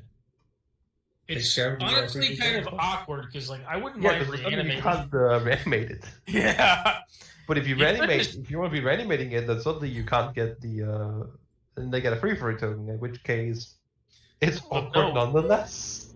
Of note, if this game was winnable from Blackguy's standpoint, you know. Agreed. Yeah. That's it. I think you still need to incendiary flow this Rakdos. I don't think you want to give them a free ever. I think I just hardcast a stupid skewer and blow it up and then reanimate it. And let them have the free. Yeah, I think I would. I mean, at this point, like, you just got to get that stupid thing off the board. And I guess you can I agree with you on that point, but I think just exiling is better, personally. I wouldn't mind the 5 power. That's hard to deal with. I mean, no, yeah, but it's 5 power that gets traded with a free, and then you get free, which good. Yeah. But also just inherently incredibly slow. Yeah, but what's your hand doing otherwise? What are you reanimating? Once again, I'm still arguing for the kitchen things, which again should probably been then play for a couple turns, which makes a big difference. Like again. Sure. Oh, they're deliberating it. I think I just skewer it and reanimate it. I guess you don't get a credit attack in this turn. You only get 2 in, down to 14 if you incendiary flow. I believe in the case where we presumed the kitchen things was reanimated, I think that single man would be going down to 2 here, I think. If my math. They would, yeah. They went up 5, so they'd be down to 2. That is accurate. And like, what would they be doing here then? Like, they have more drifter, chomp the kitchen things, and then die exactly. Yeah. Depending on what they do. No, I probably look to hardcast drifter here and see if like I do agree that kitchen thing is not the kind of card you want to be reanimating once you're casting reanimate. On an open board, it's any shit or any port in a storm, right? You know, if you can pass damage, the board's open. Just I think running what the ball really down makes range. I think that really the reason why it's important to do such a thing is especially the fact that you've seen your opponent just being slow. Mm-hmm. And you also had, I believe at that point you still had the skewer. I'm not sure you'd drawn it at that point when you killed the initially. Unfortunately, incendiary flow is also a sorcery, so they can't like blow them out in combat. It's a progress, as always. Oh, never mind. It'd still be a nice draw. That's a big boy. And it's a big boy. It's a large one. Large? No. Yeah. You're still only limited to playing one of them with your cards in hand. Yeah. Due to the mana constraints. Good. I'm curious to see, do we kill the Flicker Wisp is also kind of frightening because they might not block to kill the Thragtusk because the Flicker Wisp could get their Thragtusk back. And then allow them to start blinking it with the Soul Herder. Oh, that's value. I think you just attack with your Tusk here because I don't think they're going to block it. Yeah, you're even going to have like all the mana for that next turn as well. Just change to make sure you got all the and if they play to the board, I mean, like double blocking here is still a fine trade for you. You get rid of the 3/3 and a 2/2. Yeah. Like, I think you just attack with that, lead back to Kinra, see what happens. I think how it'll play out is if they do that, the Tusk will get through because I think they're going to want her to flicker it and steal it back and then start blinking it over and over again. Which is still not like the worst, because then you can put the stupid big demon I think in you can play. use for mayhem here. I think it's just game over. Depending what in. I don't think it's game over because they're not going to win next turn. They'll go up 5 life. They won't go up 10 because the Rakdos will come back, and I don't believe they'll have to target. No, you're right. They'll only be gaining like 1 trigger, but they'll also be drawing 2 cards as well. Yeah, but that's And then they'll EOT, be right? set out to like gain so much life. So And I expect to see the Mindstone here. Don't play main Or one. not. Oh, don't play main one. Yeah, we're gonna see the Mindstone, sir. Yeah, They do. for sure. I mean, it ups their mana situation. Exactly. And right now, they just want mana. Just a heads God, up Cradle. for the people listening. I have to move my headphones real quick, so we'll probably lose audio for a minute. I will be back in a second. Sorry. Wait. Should also not play this land. Hopefully, we don't see them play this land. All right. Do they see the line to exile the Fractals? I'm sure they do. I'm sure they do. If you play this deck, you know how Blink works. I'm sure. I mean, to be fair, I kind of missed it initially. Oh, did you? Yeah. That's because you only play red deck wins, man. Well, yeah, but I see all lines that people don't do in red deck wins. On the other hand, I talk a lot of crap on guys who play red deck wins. And I play time. They play a lot of other decks to include red deck wins. I mean, this format, I basically play. I joke with them like it is actually a challenging deck play correctly. To play it very, very well. But yeah, it is like it. So the thing with red deck wins is like winning the 70th percentile.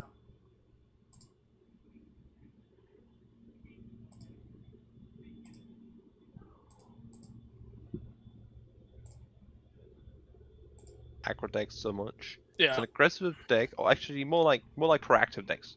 Aggressive deck, which has a lot of interaction in the form of burn. Yeah. Which is very flexible and very like prioritizing. No, it's the best deck in the format, like straight up. Like, That too, it helps. Yeah, I mean, That definitely isn't a bad point. I mean, it's also nice and budget. Yeah, it has a lot of options available in it, but yeah, I mean, it's the best. I mean, because if you want to play interaction, you can play a lot of different decks that just interact, probably to a higher extent, or like more varied forms. But like you just lose more to your mana. Or but like in general, I do find that my favorite games are usually the games where I play against proactive deck against proactive deck, and not like Storm v Storm, but like proactive deck that has interaction, or just proactive deck that has interaction, like mono red against green. Definite taxes against like a mid-range deck, preferably one that focuses a lot on the board. Like these kind of games are the ones where I'm like, oh god, my red deck wins deck 2 points of damage off.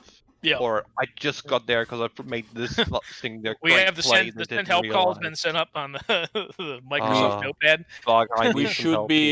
We should be done with the mucking up with the audio settings, so now the audio should be back. People in chat can let me know if there's anything I missed. Just let people know. So, no, I think you're good. But so there's 10 points on the board if they draw Price of Progress here. And they got 3 points in hand. 13. They got Flample on the Demon. Yeah, and then 1 damage with the. They didn't draw the Price of Progress, so now they're just dead. That was the only card, I think. Yeah. I mean, the only way you really win this game is you kill off this Rakdos now, and you just hope to draw things like Price and get there somehow. Yeah. I mean, you can attack with the best token, too. I mean, nothing trades favorably, and if they lose the Tusk, that means they're not blinking the Tusk, which is good. Yeah, I suppose if you do trade for the Tusk, then you can focus on killing the Soul Herd instead.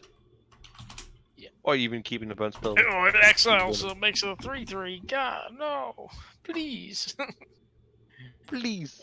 Yeah. Includes all creatures exiled, so if you sort of exactly. It even exile your opponent's stuff, it gets boosted, if it's on your OP stuff. It's kind of that's how it's worded. That's Blahguy. Yep. I actually like that card a lot in these decks. Yeah. It's quite good. Also makes for a lot of fun combos with like Safi, Eric, Dollar and such. It doesn't work with Safi. Only 1 power. I mean, you can use Sappy to like return it, but it doesn't combo with Sappy. Oh, sorry, I meant Sappy. body double. Yeah. Sorry, Oh, okay. body Body double works with Those Phantasmal kind of Image you can feel do like with. they Yeah. fit in like as well the same combos. That's why I'm like Yeah. mixing them up. You can do it with that or like Phantasmal Image. But I just didn't care to think out the actual fucking. You could also do Volrath Shapeshifter. That's fucking hot. Oh right yeah, there. if it wasn't. Like, You trust just me, like as sack someone it and then who's like, get thinking it back. That's so great. much about how to make the Pennylander equivalent of Zannty B or Hulk Hulk combo, yeah. I am so sad that card doesn't work. I mean, God doesn't make another combo actually possibly viable. You've got Mythos of Brokos and you've got Protean Hulk, so I don't see what the problem is. I mean, you got a lot of cards to do it with. Oh no, the cards are there, but like the one card that I really feel like just cleans up the combo a lot is that card. What, Revelark? Shapeshifter, because it allows you to like make the setup a lot cleaner, and it can also sometimes just serve as your quote-unquote reanimator spell. Because the way you work, you do it in that format because it's a budget format. You can't just like flash it into play or similar. You kind of have to ditch the Stunt double put it into play with the reanimate spell and then sacrifice it. Is stunt double in that format? Stunt double? I don't believe so. That card's great. 4-mana clone that flashes. Not Pennylander legal. No, I wasn't sure. It'd be kind of funny if it was. I've never looked at build that deck. Actually, kind of expensive. 7.35 takes. But I guess Yeah, that that's makes sense, crazy. Yeah, it was only in a heavier Thursday test. Yeah, card. it's a treasure chest card. It's Wow, it's that's a treasure crazy. chest. Yeah, God. No. The treasure chest is just real expensive. Yeah. Well, there's a Yorion. That's gonna be a beat. That's gonna be lost. It's gonna be a prompt concession. Yeah. Gain 4. And soul her. Oh boy.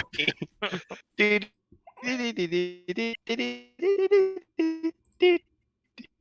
No.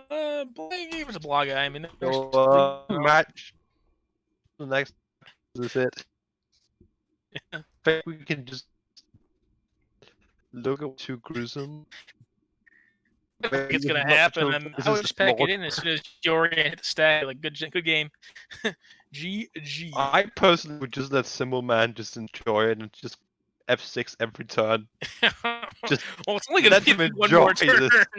It's He only gonna be went one more turn. greedy. He deserves to be paid off once in a while.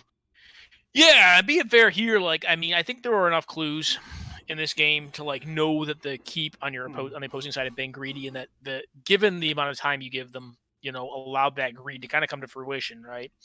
That's kind of like I think one talking point. And that's what I'm saying. Like when this is one of the reasons I don't like some of the choices Blahguy makes with you his like messing deck. around, just kill them. He gets a lot of like when you're playing an aggro deck. Yes, you definitely want some clean removal spells, but the advantage of playing red, especially, is that your burn. And I'm not saying you should run all the burn and more it does. Cut the shocks. Cut the shocks. Please cut the shocks. What about running Fire Covenant? Although for now, how you try to kill or on the fit. I don't deck for. We're you know what? having I think it was honestly this bad. I don't know. Okay. We're having a bit of a lag spike in terms of audio quality. I don't know if people can still hear fine. The video went odd, the audio went odd. Yeah, I've refreshed the stream. Like, yeah, the stream's been rough. Stream's been rough. I don't know if it's us or if it's Twitch. Going to do something perhaps. Yeah. So yeah, no. I think Fire Covenant in this metagame would be fine. I don't think there's a lot of decks that utterly. I think I'm just not sure I won't be playing it in a deck. For the same reason, I'm not too big on cast. Not because it's in your deck, but because I think in that deck, I think it would be fine. Like I think if you had to start playing Storm or like stuff like that, I mean, or like Academy, then you take. I'd like it this it's just too many cards focus on killing them. I'm gonna kill the hand camps for now. The players seem to be both in top like mode taking anyway. and I'm looking at a or a dismember and I'm just going, oh god, this just doesn't kill Yeah. him. I have less of a in this metagame. I have less of a bone to pick with like dismember than I do like cards like Duress, Thoughtseize, Inquisition in their deck. Those cards I actually don't like. The stream break? I think the stream's back now. Okay. Yeah, I killed the hand cams for now, since both players are top deck in anyway, so that there isn't as much of a need. We'll see if, I think this game is kind of over. We're just watching Simple Man play with his food here, like the orca he is. Yeah, just breaking Moto. Too many ETBs. So, how big a soul herd do we have here? I think it's a 12-12 right now. Just pointing us way too little. Yeah, just 12-12. Could be And the better. thing is, like, blinking Flicker Wisp allows you to blink Yorion. Well, your in a turn. minimum, they drew Diregraph Ghoul. So that actually means, like, Yorion plus Flicker Wisp actually means you can continually, if I'm correct, actually just continually keep flickering your entire board each turn. Gaining 4 around. Well, you're also drawing 2 cards. Yeah, there's a lot of bad things happening when that happens. Boy. We need hand cams again. They're up to like 20 cards in hand. I might just kick my legs up and just watch the fireworks. Get the popcorn ready. So what's Blahguy banking on right now? Does Pop do anything here? Nope, it does 12. I mean, at this point, it's too late. I mean, yes, It's halfway 12 there. point damage, but like your opponent's still at 11. The closest thing I can see is like the clock, but 5 minutes should be We're gonna sufficient. see end step Pop next turn's Metamorphose in the Snapcast. It's gonna be good. Classic. I mean, they could be actually running the dual caster mage in their color pies. Ooh, dual customization. That would be sick. That would be sick. Yeah, it would. 24, yeah.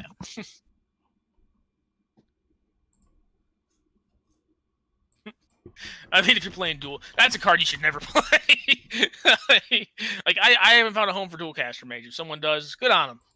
That's it's a combo card, right? You have made it work with the thread thing, spell, object, thingamabob. I know exactly what you're talking about, but I kind of wanted to hear you like try to describe it. I don't know what you're talking about. I know the art of it. It's like shadow, something conjuring or something like that. Yeah, but that's pretty bad. That's on a card. There are multiple cards that combo with it. Yeah. You can use like zealous conscripts. There's a lot of things that work with that card. No, but there's a Theros card. This is not the card I was thinking about. I know, like, this card works with it, but there's another card that works specifically with that, which is significantly cheaper than Flame Shadow Conjuring, which is not. Yeah. And that card, I believe that the red thing object thingamabob is a it's something. I know what the card does. I can't remember its name. I know exactly what it does. Yeah, what's it do? I can probably tell you. It's 1 on a red for an instant, which copies the creature you control, gives it haste, and you then sacrifice that copy at the end of turn. It also has Strive, but that's completely irrelevant. I actually don't know the name of that card. More creatures at a high cost.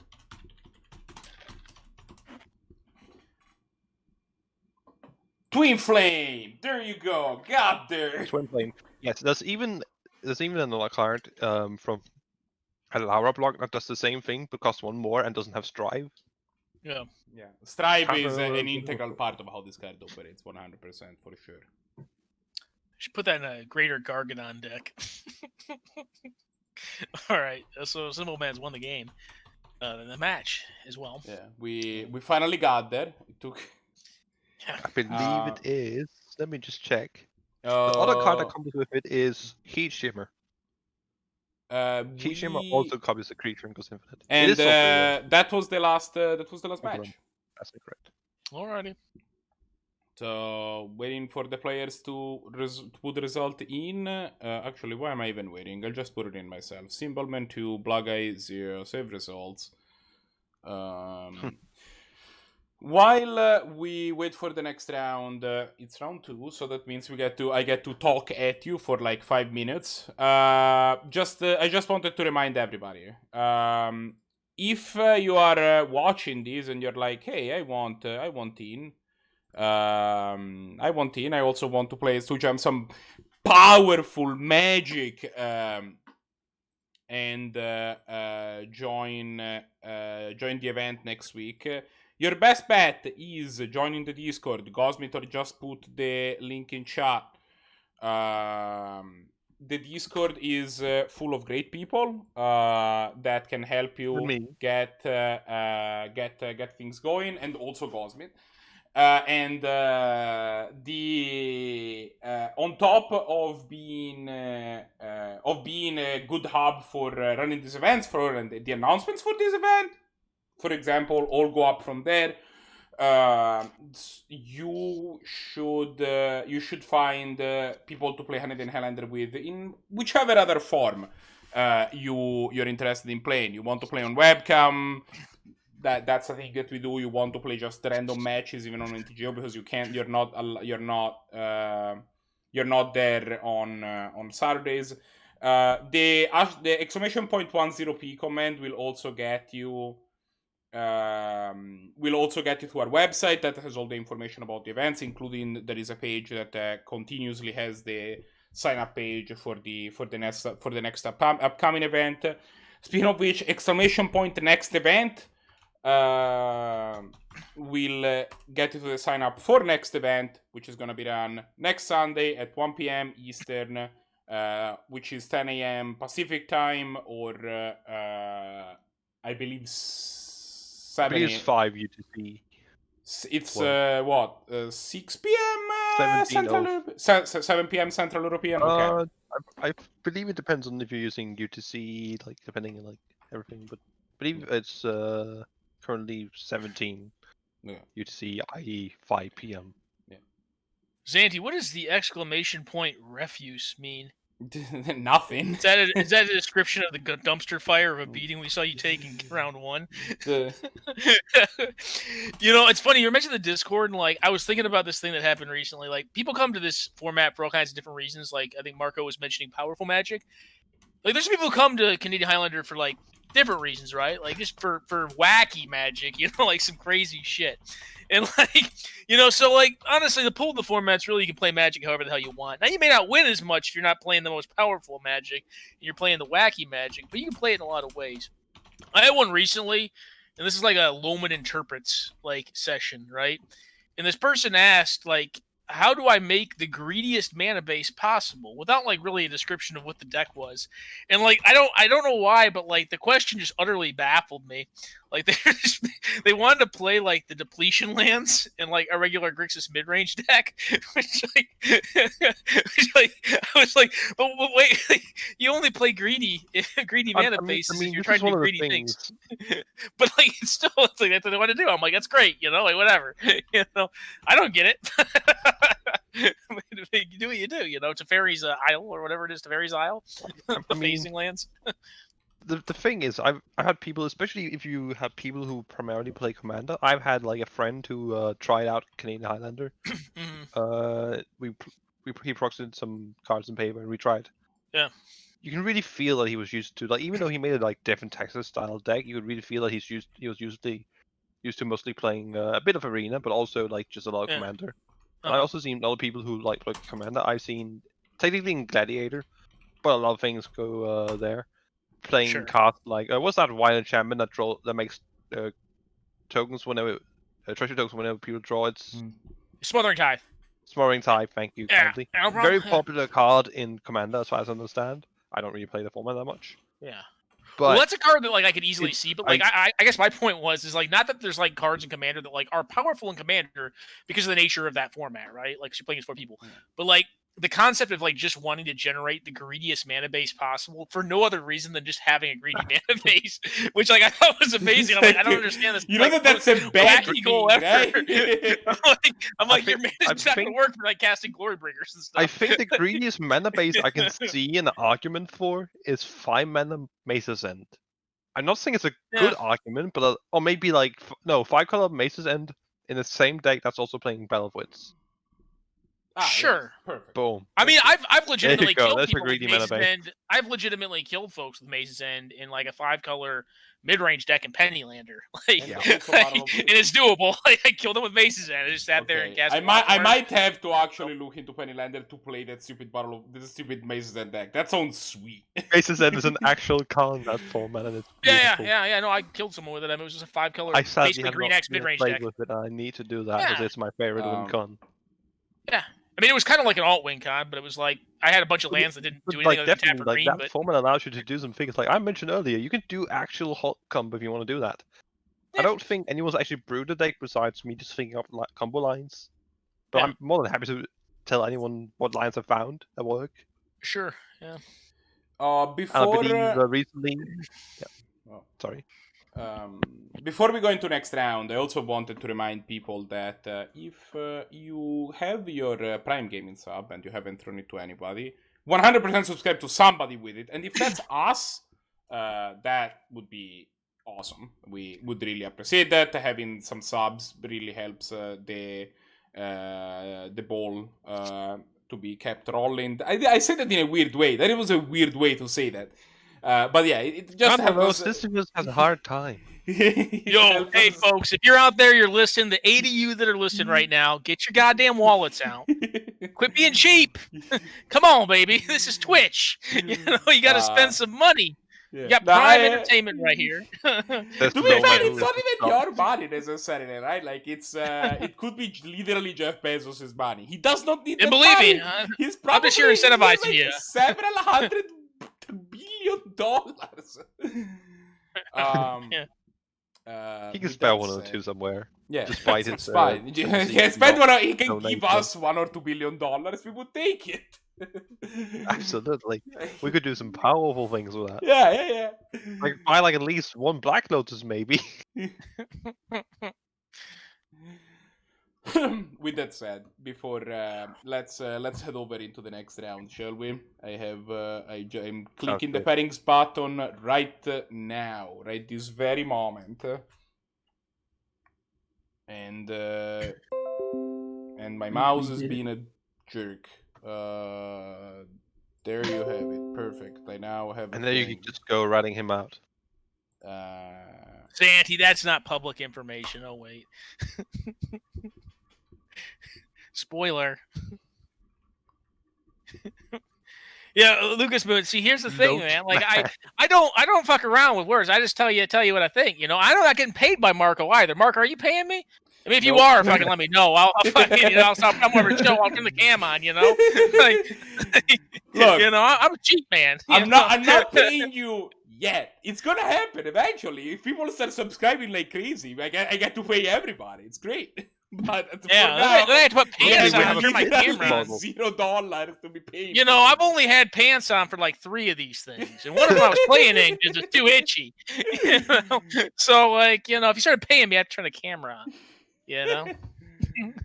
You heard it here first, folks. You heard it here first. Donate so that we can put Loman on camera. It's going to happen. I will. Confirmed. We heard it here first, folks. Get Loman on a camera so we can get him online. Yeah, I will buy Loman a camera if you pay. Hey, here's a hint. I have a camera. I was on a 5-hour video call right before this. I just don't turn it on, you know, because I'm like loafing around on loafing around my couch right now, you know, hanging out. We're watching Luca versus Stompy for a match. These are the two people who beat me. Yeah, get hey. In the finals, we got a run back here. I have a note here. It says "get good." Why did Zannty convert over to mono green mid range? I did back to basics against 5-color Blink Luca, and then in the next turn he had 2 basics out. And the turn after that, he had 2 more basics out, all of different colors. I was like, I don't understand. Are we gonna see a collision of whatever it's called? Collision of Victory? No, Collision Victory is a card. Coalition Victory is a card. It's a really bad one. It is Collision of Victory, yeah. Yeah, it's Wasn't 2 plus banned in Uber. Command at some point. It is banned. Yeah, it's still banned. it still is. Yeah. Still bad. Yeah, I don't want people to win that way, I guess. We so. have 5 color blink versus mono red aggro. So Is Moat still friggin' banned? The Moat? I'll never understand.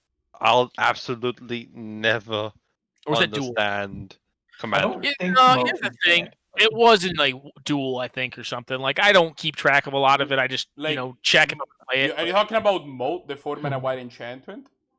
Yeah, I was banned in dual. at one Yeah, point that in card time. is not banned in regular Commander. I don't know about actual.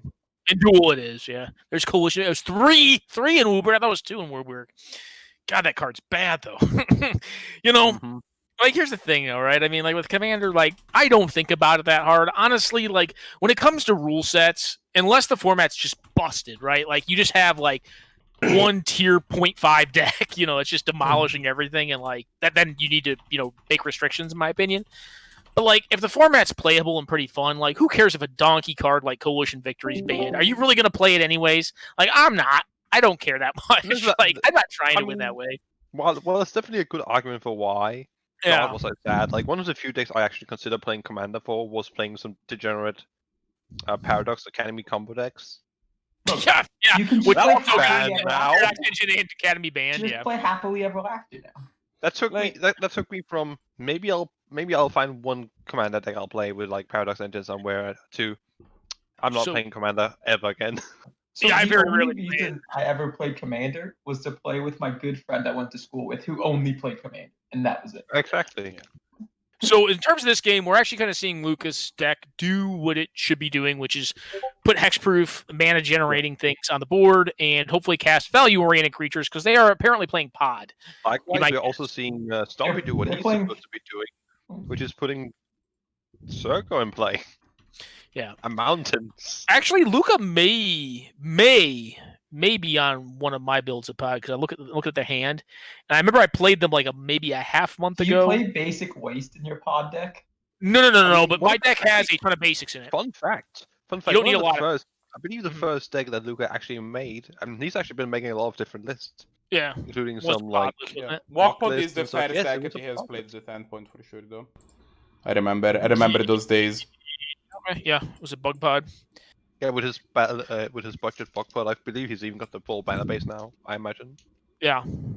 with how much different stuff. I was playing non-walk pod because I find walk pod to be kind of boring. I find walk to be kind of boring in these style. Don't get me wrong. Like I'm not trying to talk shit on Sibelman's deck. Their deck's really good, right? Like it's a good strategy. I think they could lean it out a little bit, but like I just don't find that play pattern fun. It's very repetitive. For me, like having a one card combo that's just really easy to get to. Yeah. So I ended up building, like, going back and revisiting 4-color Kiki pod.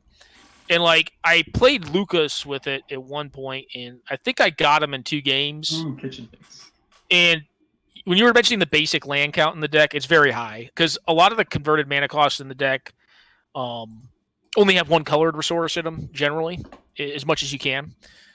So it's kind of amazing how many basics you can play in, like, a 4-color From my conversation with him, he's playing Niv Mizzet, the 5-color Niv Mizzet, and he's playing a lot of. He's playing Neve to Light. That's what's happening. Yeah, it was. He Out to played Light. basic waste against me as well. It was. They have waste in their Niv Mizzet deck. But Sick. you're playing Collision Victory.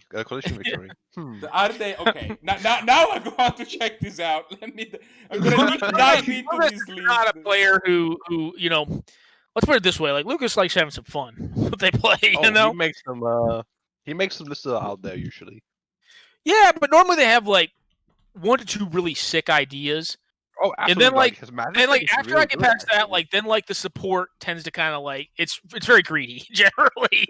Like it's like when this works, it's gonna work so goddamn hard that like you're just gonna kick someone's I head often clean off. end up You know? giving him some shit for some of the things he makes, Yeah. like Yeah. especially like Mm. when he made a Soul System Maju Aristocrats hybrid, which I think that's actually Yeah. a lot of like nice in betweens. Why is a lot of Ajani Blackgate in the unyielding deck in as this deck? What is going on? Yeah. It's That's what? 5-color flicker, blink, whatever. It's great. I love it. But he is playing. is He's, right. just It is fine. He's on a time walk beat. So he is on some sort of walk pod shenanigans. He just also is like bring to light Niv Mizzet Leviathans. Don't know actually. Leviathans.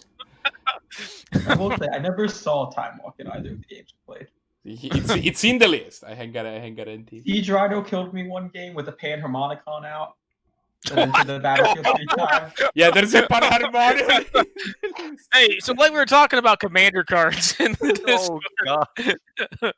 That's great. Lucas. They have what's the damn blue it. black guy who paired harmonicons? What's that guy's name? Yarok? Is it Yarok? He's not playing oh. Yarg. I love Okay, how isn't that like Lucas and Panharmonicon?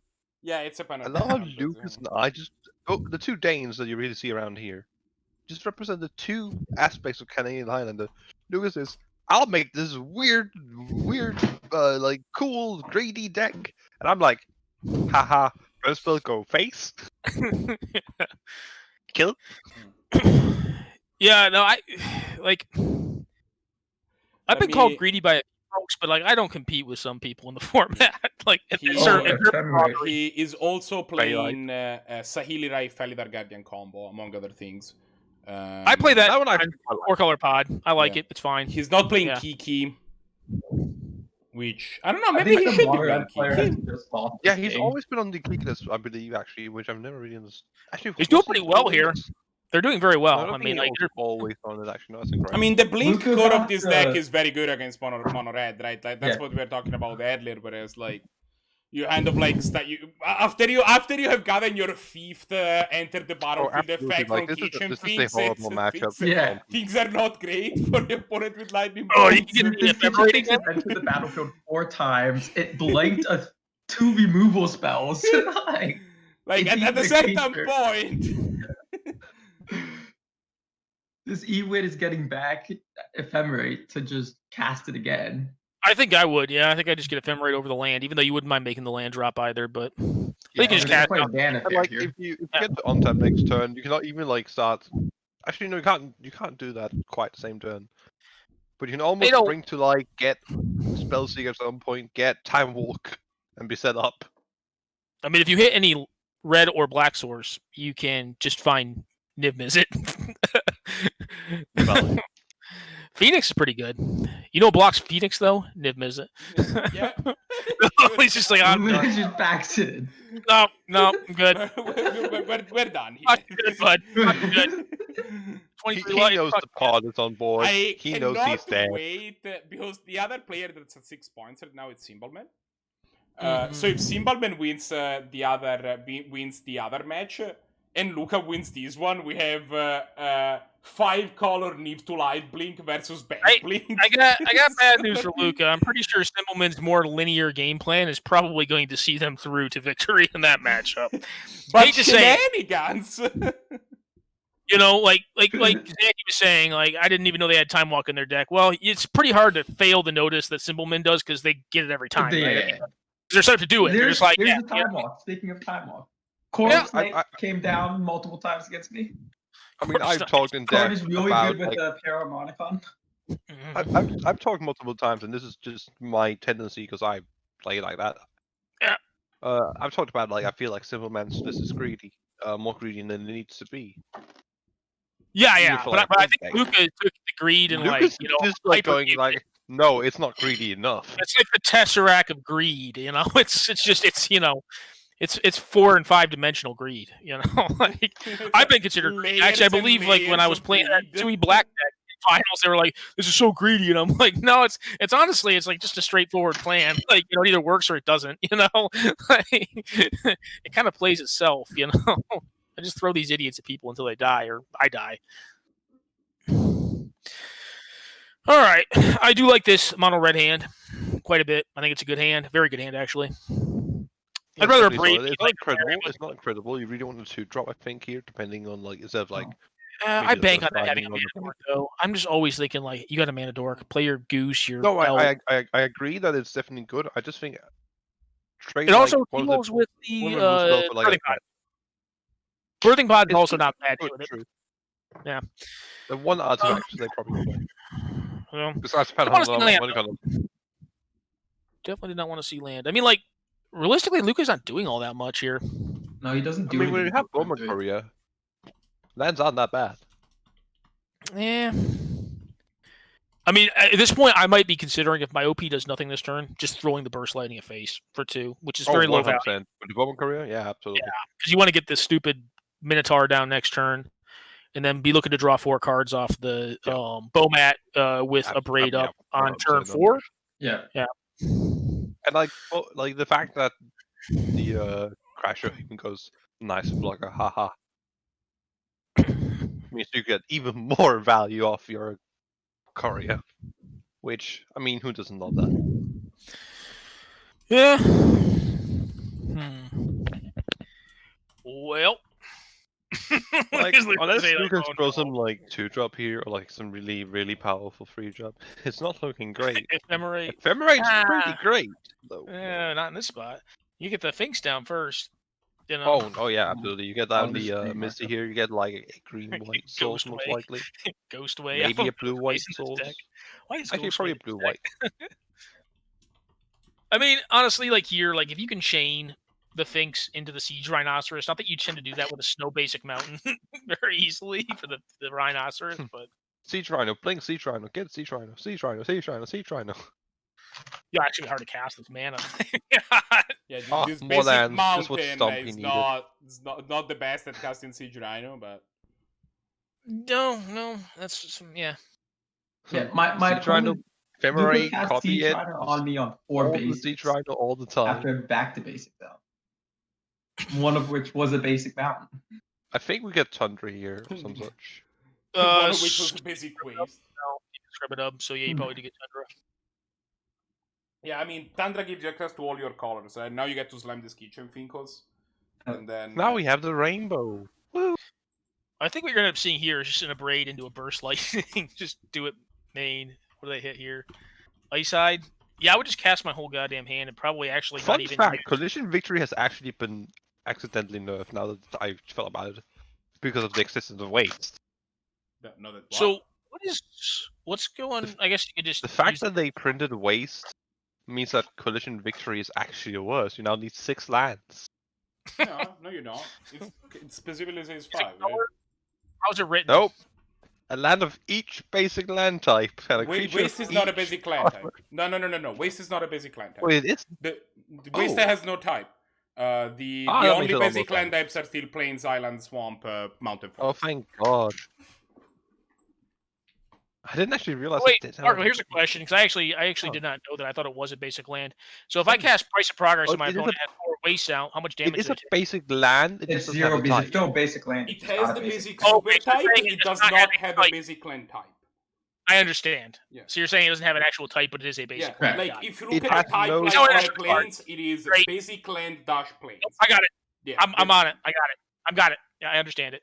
I just that was the distinction I was trying to make. You're like, all right, it doesn't. Yeah. For the Waste people is not watching, the point I was trying to make, if you look at the land type on like a basic planes, it is basic land dash planes. But if you look at the type on a waste, it is just basic land. Period. That's I believe there's only. Is there 9 basic? There are 9 land types in Magic, I believe. Would you about like Otherwise known as types of Explorer. pests? Talk about like pests and stuff like that, or what are you talking There about? are 11 basic lands in all of Magic. No, not basic lands, but there's how many land subtypes are there? I believe 10. What's I the don't wanna 10th? go- You have No, the sorry, Tron there's land. 11. There's 5 basic land types, and then Yeah, there's and Tron Urzas. land. There's Urzas, Tower, Power Plant, the other Urza land that I don't remember. Mine. Locus is a basic land type, Locust is the one I was forgetting. and the Lair is a basic land type. So that's 11. Oh, you forgot Gates. And Gate, so 12, I guess. What about isn't there? What was the type on that one stupid land that like fortifies or something like that? Or is that a different thing? That Oh, that is a attached to land? fortification. That's a- that's an artifact. Artifact. Okay. I had to remember. That's that was, still that's stupid. Garrison. Yeah, it's bad. Oh, it is bad, but They just never supported it, but I mean, yeah, it was a thing that like was going somewhere, but it didn't. Yeah, we can literally see it on here. So the types that we have for lands are desert. I don't think that was mentioned.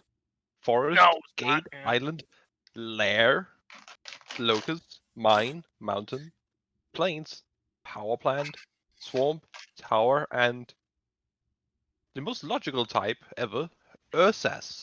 Yeah, I had all of them except for Gate. I somehow forgot Gate, but outside of that, I named all of them. Did you mention Maybe you forgot Desert? I Desert. didn't hear Yeah. Desert. Maybe you did. And I didn't say what? Sorry. Desert. Desert. Oh yeah, Desert's Land type. You're absolutely right. So I yeah, did not and say there is one I would never ever remembered, and I didn't realize Ursas was a type.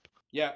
There is so all the Urzatron lands More you know. have the Urza type, but also there is Urza's factory, and that land just has the type Urzas.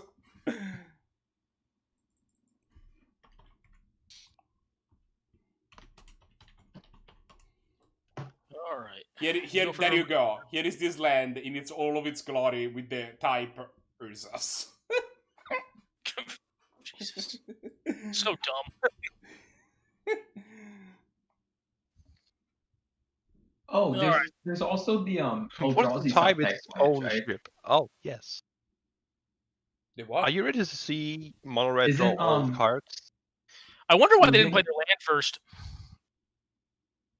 They didn't. No, they kept it in hand. I thought they had 2 lands, and so No, they played. they would have Maybe they played did. land each turn because they played current turn 1. Five. They They were drew 5. five They cards did- of it, which means they You're play right. a We're land 5 each lands, turn. turn 5. It's real easy. Yeah, it's turn 5 lands. Mhm. So yeah, we made all our land drops. I just Yeah, just and we might as well did not just chain do it. lightning at this point, or not. Apparently, we do not chain. I would lightning. chain lightning their face. Yeah, like at least something. I think I just want to be mana efficient. I think specifically because it's a blink deck.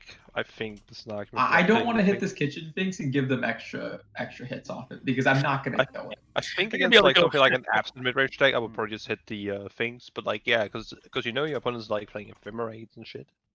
Play some weird shit in this deck. Ghostway. I love it. Ghostway. I just love the Ghostway. Yes, goes way too. Correct. So I kind of don't hate just the line that's called set up the combo line. I just like play Saheeli. Actually, no, Saheeli might just die. That's kind of awkward. Like, you can't. Really actually do attacking? that All right. cleanly. They're trying to get a free block on one of these things. It doesn't really matter because they just ephemerate on tap at some point. Just go, haha, gotcha. I'm trying to get them to attack. And it'll actually bypass the exert on the on-crop crasher due to timing of it. Yep. Although what they could opt to do is chain lightning the Finks now and see if they can get it on tap. I guess they'd still ephemerate and they can still block. I So mean, probably you get the Finks and then pump Finks here, right? Or Oh. chain lightning their face and deal.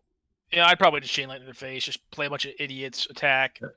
You're gonna get had by this stupid ephemerate, but whatever. I mean, this ephemerate is gaining 3 life and then another. Yeah, I like this bolt to face. Or just like take Yeah, 3. no, I'm I with mean, you are on they 100% dead here? there. They could just be dead here, right? They Well, go they're gonna to gain 2 they go to block 10. thing. Yeah. They gain 2, block 3, and take 9, going to 1. Yeah. Yeah, They'll I'm go not back loving up to this. 3. Dude. They'll go back up to 3 with the ephemerate on the next turn. And then they get to tutor for whatever they want in their deck, which will likely They be can threat. blink like twice, so You can't what? they can blink twice. So technically, they go to 4. Well, you should attack with 30 to everything, 3. though, right? You just alpha strike with this. There's this no power. way Yeah, you do you not have to attack swing with everything here. I don't know what the. Well, this is obvious. I guess this is like the force attack. Yeah. So you can't have 6 through your own attack step anymore. This card. It forces you to attack. All right. But my guess would be they'll also probably try to find something useful with the Eldamri's Call, which I would presume is probably Thragtusk. if So they're this is running. the point where some people, when you're listening to this, and I might actually message you, right click, then the first menu if you're in combat is attack with everything. You know, to 1/1/1/1. I would know. One thing that could be awkward with that though is they do have an exert creature in play, so like Yes. sometimes you It can own yourself. notably does not pre-exert. If you feel like exerting here, You gotta do which that there on are its some own. arguments. I don't like them, but there are arguments for doing it. In case you're on tap, if you want to play that round, Pestamite on tap it. Yeah. Like that's a real thing.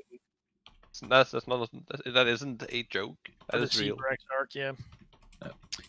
Yeah. If you're Luca So, here, I'm eerily into losing as well after. Oh yeah. You just need to survive. Need to Hey, gain hey. the life. Oh, that's I will Fury Energy, survive. not Ghost Way. Well, they can Eldamri's call to find Thragtusk if they have it right. True. They which- playing Rakdos? I don't know, but I mean, like, who knows? Actually, have anything in I didn't see Rakdos, but Could be anything, could be a boat. they could just find him missing here. Oh yeah, they cast an implicit. I don't think it's Can they? Well, You get the probably cast do, visit. but like they Green can. blue, yeah, they yes. absolutely can cast implicit. I think you die if you cast it visit in general. I know. Would I But recommend it's doing free. it? No. But you cast the visit, so But- you win on the inside.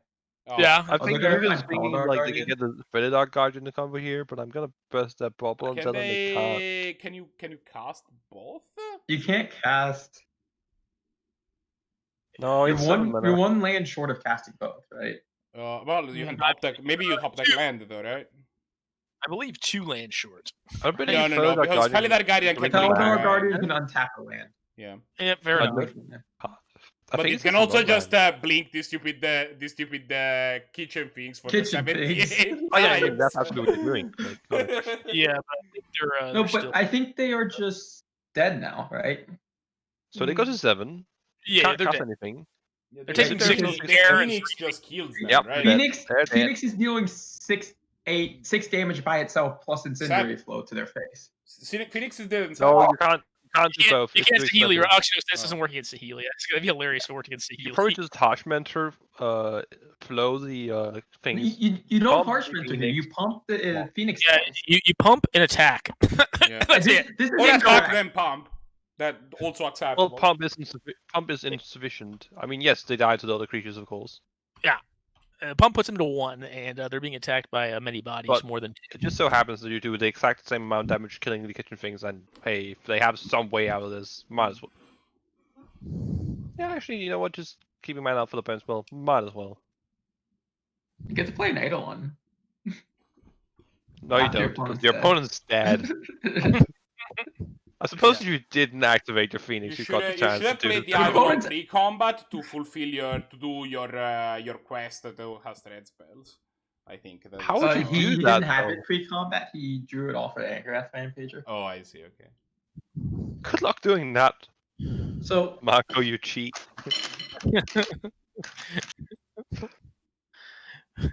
Marco, you've not played Time before, warp. Matt. All right. Oh wow, this is a great hand for zombie. Like, holy crap, this is a good hand. I'm just glad it has Tattermunge Maniac, the best card. Luca's mulling to 5 here, which is not good. Yeah, they can roll the 5 and still be fine. Turn fire emulator into turn 2 I do like this. wild vibe, though. flash, light up the stage, Telemunge, or whatever else you want to do. Wall Blossom's pretty Close good. your fucking oyster at that point. Wall Blossoms is really good right now, and Agree. I'm probably keeping Vision Reef and Wall Blossoms, and the 3 lands. Seems reasonable. Yeah, Fast Lake seems like the least interesting of these non-lands. IMO. Mr. Reef isn't that interesting either. It's fine. Yeah. I don't like it that much. No, I rarely play it. I've tried. Someone wanted me to try to build an Elementals deck. I got about 10 cards deep, and I was like, I'm not doing this to myself. Like, it was great in Standard, and I think, like, Pioneer's about where it gets... Like, Pioneer's is, like, the power level. I'm like, okay, maybe Is we should be storing thinking about this elementals? anymore. Too much. People just Oh, have no, Phoenix more came love back. Like, for Phoenix never is should. good. People just have a lot. I need to tell you guys a secret. Uh-huh. As a mono red player, whenever I play Mox into a prowess creature, I always feel so bad if I don't use the prowess trigger. All I had to do is lost value. Yeah, I Lost lost value. damage. You lost value. Really? Now, if you were Uh-huh. real hardcore, you just you'd play Tattermunge turn 1 and save the Mox as a trick. The value. It's for the value. Now, if you're smart here, you just attack. If you're not smart, you also just attack. If you're medium, I don't think there's a way you don't attack here if you're mono red. Like you already are attacking No, I'm because you're saying mono as I red. just attack, as in attack before casting anything. You're also. I mean, either way you look at it, they're always blocking here, so like, and I don't, like, I'm never not blocking with a wall blossoms. I'm like, yeah, sure, bud. Like, you want to kill my wall, chop it up, like just do it. Burns Belly have twice. Got him. Yeah, no, it's not unreasonable, but I honestly think maybe you just attack here, see what they do, and then just play a bunch of idiots out, and then save that. I also don't hate just playing the Phoenix this turn. Yeah, You no, play the Phoenix. actually, I would rather just get 2 creatures out at this point. Yeah, think Curry's have Tattermunch, and then just use my Phoenix mana. is the kind of card I'm spamming when I just want to finish the game. Karisev and Tattermunch are the ones I want to get in play as early as possible. You know, I like getting more body. In general, like my general line of thought is like, let's take this example. You have a 1-drop with haste and a 1-drop without haste. Usually, I'll play the one with haste first. There's an argument though that in certain matchups, not this matchup, you would want to play Phoenix out first against something like Abzan or anything that has like sweeper effects. Yeah, or particularly any decks where like flyer is a big weakness to them. Sure. Of course. But I think mostly like multi-for-1 answers to the board. Like if I felt like I was gonna very likely get Toxic Deluge here, I'd be like, well, probably not. Like I'm probably just gonna put this Phoenix down. You can kill my one other thing, and then I'll eventually we're gonna see what Risen Reef hits here. If it hits a land, I believe we can put it into play untapped. Is that correct? I don't know. Not think so. I thought it just drew. It draws the card, and if it's a land, it goes into play. Oh, it technically reveals and puts it into play for land, and then draws otherwise. But okay, so they got Serum Visions, not a good one in this match. We're not gonna be seeing the Noble, or I guess Serum in this case either. Land. Oh, I called. Oh my god. But don't play the land. Worth mentioning, it technically doesn't draw the card, which is very important because this card was in the same standard as Narset. No. Oh, yeah, okay, it actually doesn't. You're right. It doesn't draw on the second tree if it's not land. Like right, the card is put into your hand; it's just not drawn. Yeah, valid. What quote is that? 315, 20? I just like killing everything. That's a good quote. It's kind of my philosophy in Magic. It's kind of worked out so far for me, And the one also. And I mean, the quote above is pretty descriptive for me as well. Either you have it or you don't. Yeah, it's fucking pretty. Do you wild slash this Risen Reef to keep your 2/1 around? So that's interesting. That's an interesting question because notably, doing that still doesn't kill the. I think if you do that, then you actually go ahead and do wild. I like this line. I like not wild slashing the thing. I like attacking with all and then casting. I think my opinion is if you wild slash the Risen Reef, I'd possibly be lighting up the stage first. I agree with you. I think I like playing the Phoenix. I then get a 4/4 prowess creature, which is a big deal. I like playing the Phoenix out this turn to get the damage in. I don't like Wild Slash, and I like making them trade for the Tattermunch and saving the Wild Slash for later, and then looking to use my time post combat for the light up the stage to get more cards. But that's me. No, I'm saying if I play the Wild Slash this turn, I'd rather go light up the stage, see if I hit a land, then play the land, and then Wild Slash. Sure. Because then I have a 4/4 emulator, which means the wall can't just easily just go save 3 damage. That's fair. A mode too. I kind of like keeping this horizontal growth pattern up, though, in this matchup specifically. I don't feel like there's any way you're going to get multi-for-1. This decentivizes some of the power hitters. It's so rare that Risen Reef gains value. Yes, I have played against Luca when he played that 4-mana elemental that made 2 tokens. Vesperlark it? No, not Vesperlark. That's pretty simple too. Yeah, it's an elemental, yeah. I don't know what it's called, but it's from the same core set. Uncommon one that gave all the elementals haste and made some tokens. Oh, was it the... Basically 3 bodies, which means you got 3 triggers of Risen Reef. Yeah. I have had that happen against, I believe, Lucas, if I'm not incorrect. Yeah. Yeah, now you just go bird. Go face. What's with the good elementals in the format? Like, you have Voice of Resurgence as an elemental. Attack all. If to kill your Karisev, well, you can just sacrifice it. Yeah, that's true, yeah. Titania makes elementals. It's not a bad one. Well, not looking good. Like Zombie's game easily. I think Whisperwood's probably a tier, like in my opinion, like a tier below like Titania or like Voice of Resurgence, though. Whisperwood's a cool card. Just blocking Karisev here. Oh, on the elemental tier list. Yeah, I've actually tried to build a deck, and like I said, like I spent more than putting 10 cards in the deck. I tried for a couple of days, and I was like, this deck's just horrible. This is really bad. All right. Hot take. What's the best? Oh yes, the best type elemental question mark. The best type Good of old elemental? onsets. I'm sorry, what was the question? It wasn't a question. It was gonna be a question. Then I changed it to not a question. But let's say the question. Let's ask the question I was going to ask actually. What is the best elemental in your opinion? Like in Magic generally? Yeah, I'd say so. Like, what is your favorite elemental? Well, like, so my favorite or like the highest quality elemental? Either or whatever you. I think my your favorite's preferable, Revelark. Like, I don't know if it's the best. Depends on format. My favorite's Revelark because I mean, it's actually Voice of Resurgence is up there in terms of how good of a card it is. I would say that or you're probably the best in this format. Ball Light. We know the answer for Blahguy. It's Ball Lightning. No, that's Lightning Elemental, I think. Right. They're the same card. It's fine. But one makes you discard 2 cards and the other doesn't. I think in terms of quality, unless someone can tell me something that like is very convincing, it's like Voice of Resurgence and Titania are probably the 2 best elementals in this format. Titania is probably up there too. In this format, I think that's probably the card that I was thinking of. 1 second. I don't think nearly as good as the one you mentioned, but Runaway Steam can just such a powerhouse. That card is very powerful. I'm just looking up because I am positive that there is some random elemental that I just don't know exists. So I'm young Pyromancer. Young Pyromancer. Best elemental generator ever. Oh.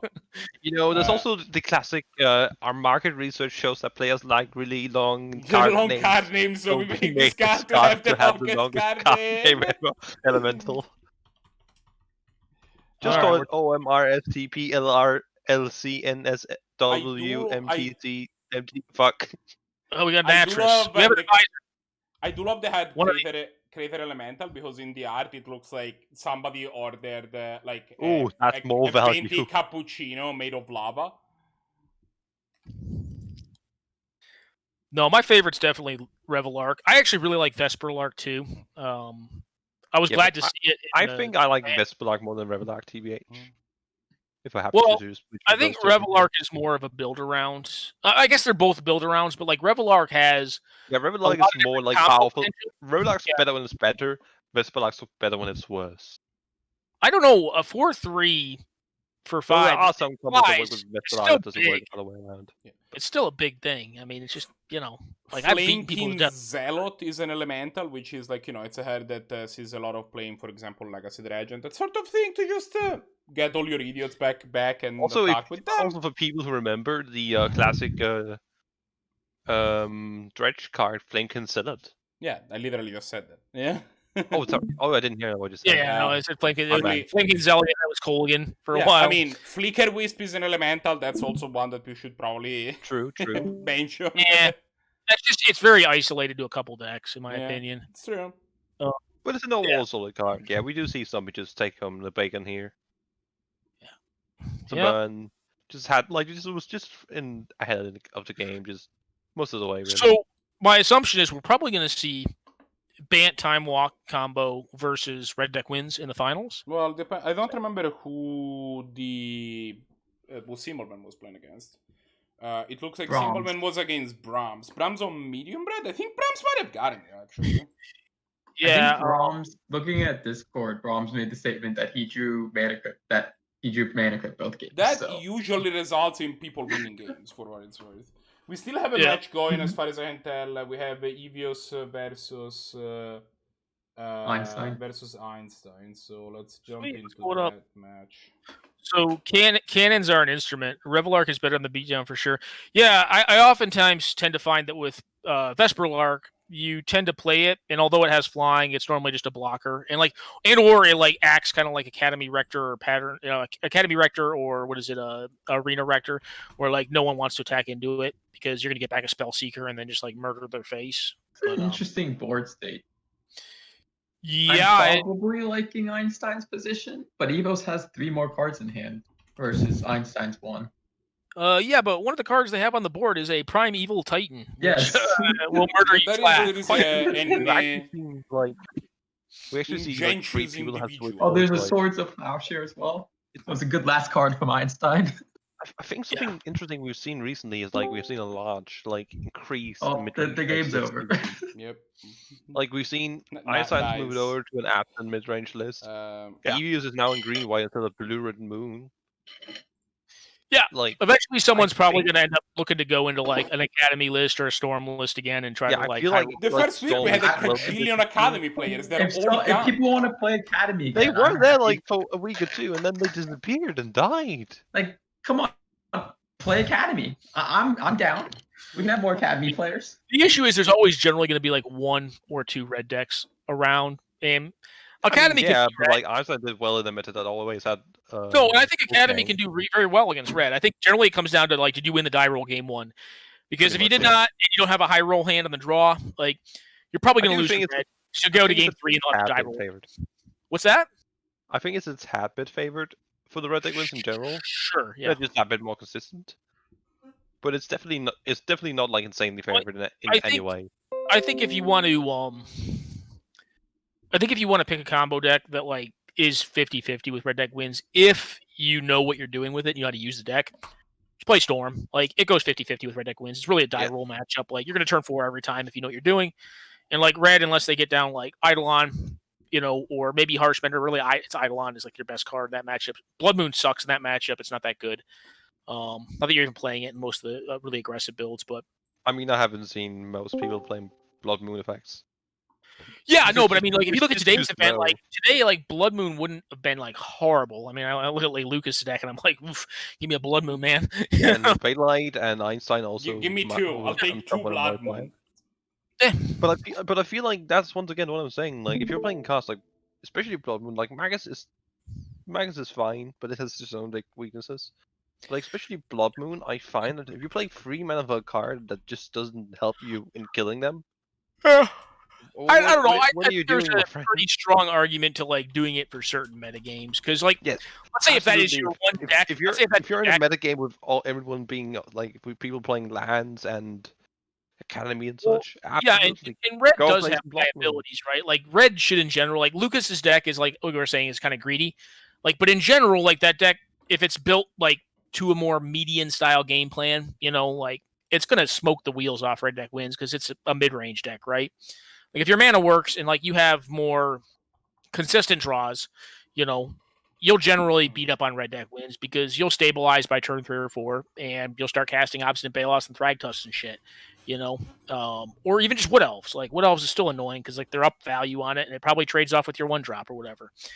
I guess my point is like, the more mid-range a format gets, like the worse it gets for red deck wins. Like when red deck wins is a worse choice in the metagame that you're in, that's when you want to probably look at Blood Moon as a possible option.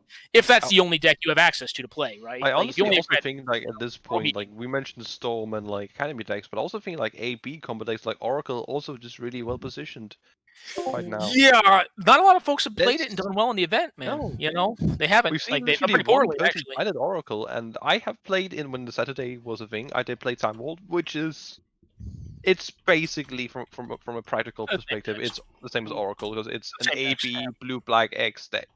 Yeah, the same decks. Yeah.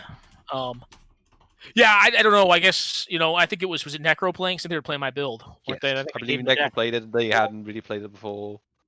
Yeah, that's the one thing with like TV combo is like it's you got to know how to play it in varied matchups. Like against red deck wins, you're not trying to control them. You're not going to. No, that's like, one of the just be things I fast. learned. Like Yeah, one you'll of the murder things them, I've yeah. learned playing it is Yeah. that I was thinking too much in the mana of a control deck. I often had hands where I was like, oh, I have a cantrip and I have like the remove spell and 2 counters with some lands. That's probably fine, right? I just lost those games. Yeah, nope. No, you got to go. In some matchups, you got to go quick. Others, you can play the control game plan. I do But- like this hand from. I was gonna say Lucas for a second there because the title is incorrect. From Blahguy. Solid. I don't like hand, Stompy 1 Sand drop. that much. It's okay. I mean, I guess it depends on what this draw 2 hits. But I don't care for it. I don't like Fire Yeah, Blast. no, and- Stompy's hand is kind of awkward. I think maybe on a mold to 6, I could see keeping it, but if this is a 7, I'm mulliganing. Fire Blast sucks in the mirrors, though. Yeah, It's not- especially against aggro. Yeah, it's And a like, horrible. especially like, there's a decent chance that, or if you're in the draw, there's a good chance you want to get killed before it gets to activate light up the stage as well. Yeah. Well, I think it's almost assured. Like, I think you just kill it outright. I don't see a point in trying. Like, Harsh Mentor's not a high now value. we get punished. We get punished real hard. We see more lands. Yeah. Well, at least the Fire Blast is going to be relatively free. I'm not even hardcasted at this point. I have hardcast that I think 2 times in my life in I think Canadian I've Highlander. hardcasted once, and I had Black Lotus. Let's say that. Yeah, no, I think I drew a Lotus one time to do it. It was like turn 13 or something, and I was not winning that game. I ended up losing that game, but winning the match. But yeah, I just played a Lotus. I drew a Lotus and passed it, real late. Oh, stream went down again for me. Yeah, no, I think here I tend to appreciate finding Badlands and just smoking their thing. I'm as curious fast as if you're Blahguy here, do you just incinerate it and just? Yep, right out. I don't even. Harsh Mentor sucks in this matchup. Like, it's not good in this match. It is, especially like. The only time it can be okay is like in Skull Clamp. Like, it's okay in that instance, but Yeah, or like Copter. Yeah. But yeah, like it's definitely like most of the time is like Moderate isn't activating too many effects consistently. It might activate a Seal of Fire here. It might crack a fetch land there. Honestly, depending on how Blahguy plays it, because they played very conservatively in that one game that we were saying they could have won.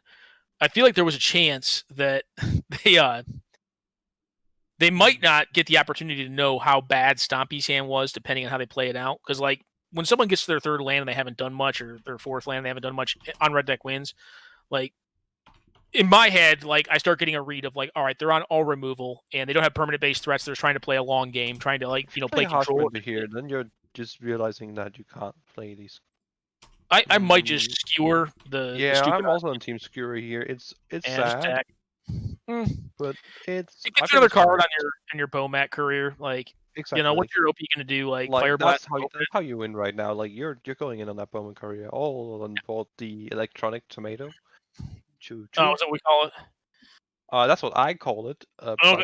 Korea and Bowman Korea, because of I believe it's Rosewater Stone or something. It's translates and stuff. I wonder if with an electronic tomato. Yes, that is. So I wonder if they're going to get a little punished here by not fetching. Eliminate. Oh, I guess eliminate can. They are. Deal with They're definitely going to get. Well, not definitely, but they're likely going to get punished. Well, I'm going to say the fetch land's a little awkward against the Harsh Mentor, but yeah. Yeah, just going to slap the Mentor, pass the turn, presumably. Now, how deep would it be to Fire Blast the electronic tomato, as you called it, or tomato? Tomato. If it's electronic, it's good enough. They're just not going to go for it. I don't know, man. The electronic tomato has read. That is a clearly powerful ability. First, I can't read this on stream. It's too blurry. The first library's in press release is tomato attacks. You cannot do it. Yes. I think it's. I'm just gonna find another one and just post a picture in a second. There's a couple of them that are just like, God, are they beautiful? There's just some of them. My favorite is still the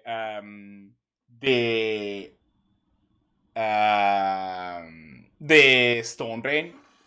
Stone Rain, yeah, that's the one I was looking for. That is called the thank you, and the text just read, "The target was the target."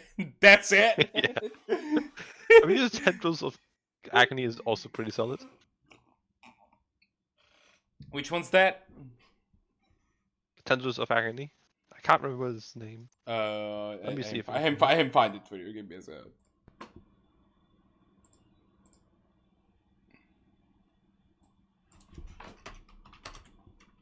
Oh, I think I have it here actually.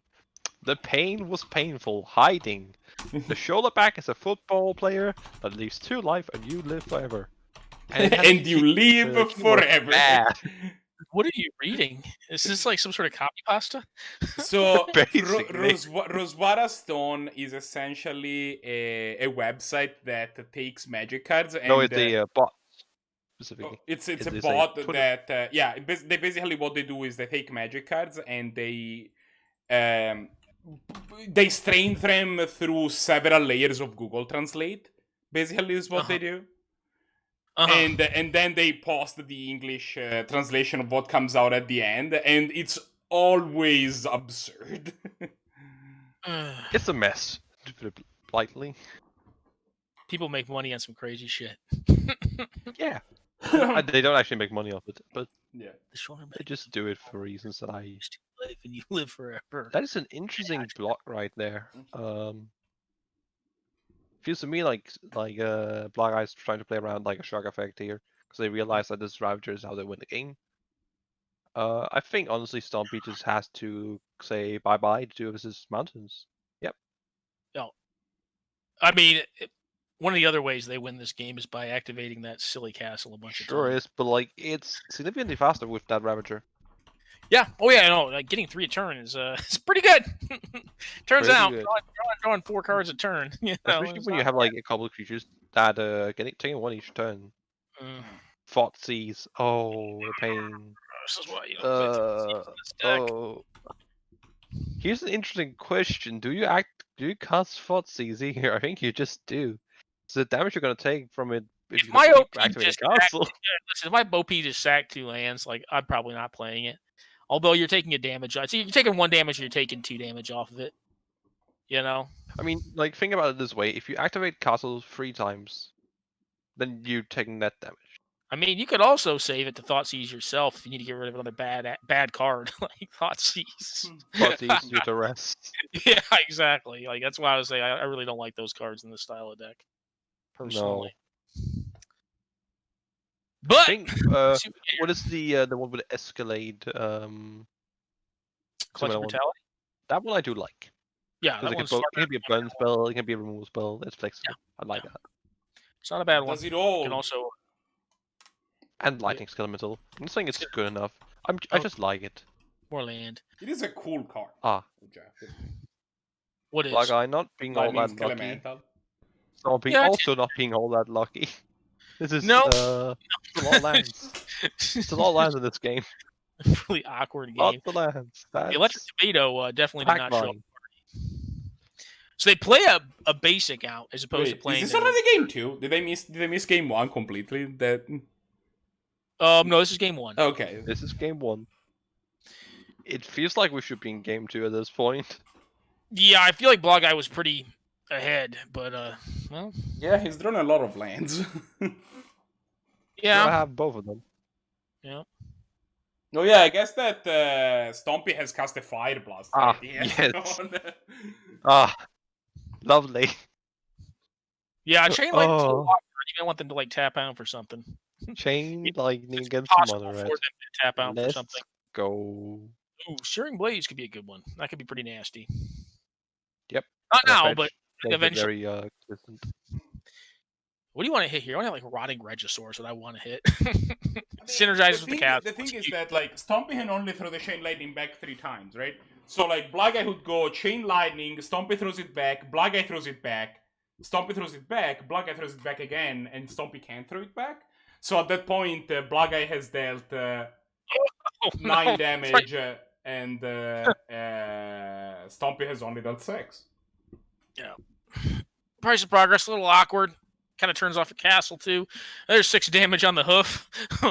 Oh, that is the I wanna die card prize. Possibly Kill one me of the now, best cards in the kindly. deck. Yeah, we're not gonna be drawing any more cards of castle. Likely. I'm almost inclined just to leave it in hand and see if they do. I think this is the point where you cast your Chain Lightning just so you can make sure Stompy never gets a chance. Yeah, it gets a card. No, are we wait? Oh, Price of wait, Progress to kill ourselves. I was like, why would well, you? Oh, know maybe you they thought they were target. playing artifacts. I'm like, I don't think they care about your Oh, artifacts. no, my No, artifact. no, they don't. I think we're past that point in the game where artifacts matter. Murder your face. Well, at least these artifacts. Oh, dismember. At least we can hardcast this one. Wait, which member? This one, the one. At a that was minimum, first I one. don't think Blahguy is going to lose this game. I think they're going to kill themselves this game, which I think counts as a win, right? Yeah, I'm pretty sure that's how it works. In my books, yes. I feel like at any point in time they can very easily kill themselves with this Price of Progress. Like they can't even play a creature because then Oh, they this die to, cold in time. staring blanks. Unless they, in response, kill their own creature with Dismember. Ah, yes, fetch lands. That's useless. Pretty much. Might as well play it. Gotta Nope. take more damage with that Price of Progress anyways. Gotta really make No, sure. the Necrotic Tomato. Not gonna do anything.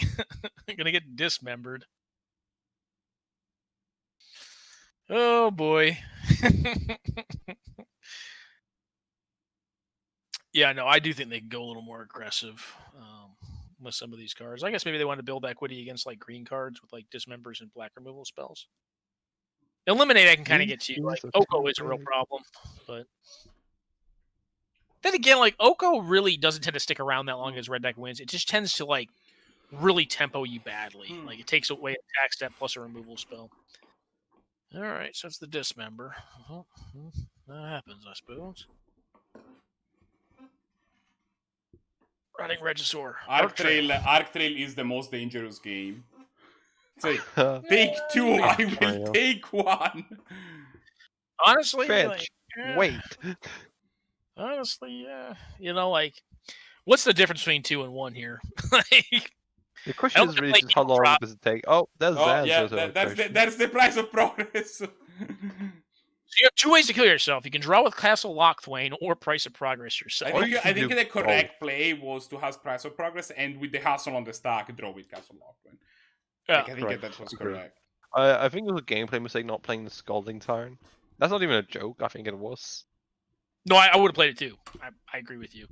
But also because you can take more damage off Scalding. Yeah, then you end up doing negative 8. It's even better. I think I was trying to execute a frame perfect glitch that causes your life total to underflow. If you go enough into the negatives, Moro can count. I want to see someone actually life underflow at some point. Well, you could repatch it with the original Chandelar code because you didn't die until the end of the phase you were in. That was actually how the rules worked, I thought. Yeah, I'm tracking. I know. I still play that way in old school sometimes, depending on the rule set that they have for old school. And you could put Mirror Universe in your deck and like kill yourself, like channel, like change your life totals with your opponent and give them like -3 and then go up to 20 or something. It's great. Mirror Universe, legitimate win con. Good old damage on the stack. That was well, it didn't stack. It just you didn't die. State-based effects weren't checked until the end. Damage on the stack is the later thing actually. No, that's later. Yeah, damage on the stack didn't happen until 2009. That was in the M10 rules update. Yeah. I thought it was always. There was no stack then. It was first in, last out. Damage on the stack happened with the 6th edition rules update, which was 1999. I knew it wasn't always around. Wow. Yeah, no, the stack wasn't actually a thing in original Magic. There was this like simultaneity of effects. Yeah, there were batches that things resolved in. Batch was later. Like that was actually later. Like the original had like everything resolved. Batch didn't originally work. There were batches. It just went in core batches. There's a lot of rule. They started calling them batches to make sense of how things work. But like I remember that like interrupts first. Like interrupts always occurred first. So like you could technically like the Abyss. Oh, I'm sorry, Nether Void. Like if Nether Void was in play, you could cast Dark Ritual and make mana with it because it happens so fast. Yeah, because it was an interrupt. Like you couldn't stack the trigger to make them pay 3 on it, so you could just resolve it. Interrupts you could resolve under. I remember the whole. There's a video of like Mike Long versus Mark Justice, I think, where Mike Long was playing Pros Bloom, and he goes to 0 life because by casting an Infernal Contract or something. Contract as a card. Yeah, because it turns out that you didn't die when you were at 0, and he was planning to gain life later with some sort of other effect. I don't remember what it was. No, he probably just won the game in that phase. Yeah, or that. Like,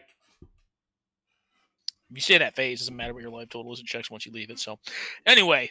Yeah, but it's the same for the opponent, right? The opponent, even if you drain life your opponent to death, that they won't die until life totals are checked, and they're checked at the same time. So, like, he was planning to gain the life back at some point. I guess drain life is going to gain you the life back anyway. It would, yep. So, anyway, you're, hard to... If Stompy gets a land, they're going to do pretty well, I think. I feel like if Stompy hits a land, they're probably going to win this game. This is land. They hit a land. I feel like they're in a very good spot. Great. Yep. Although they're at 13, maybe.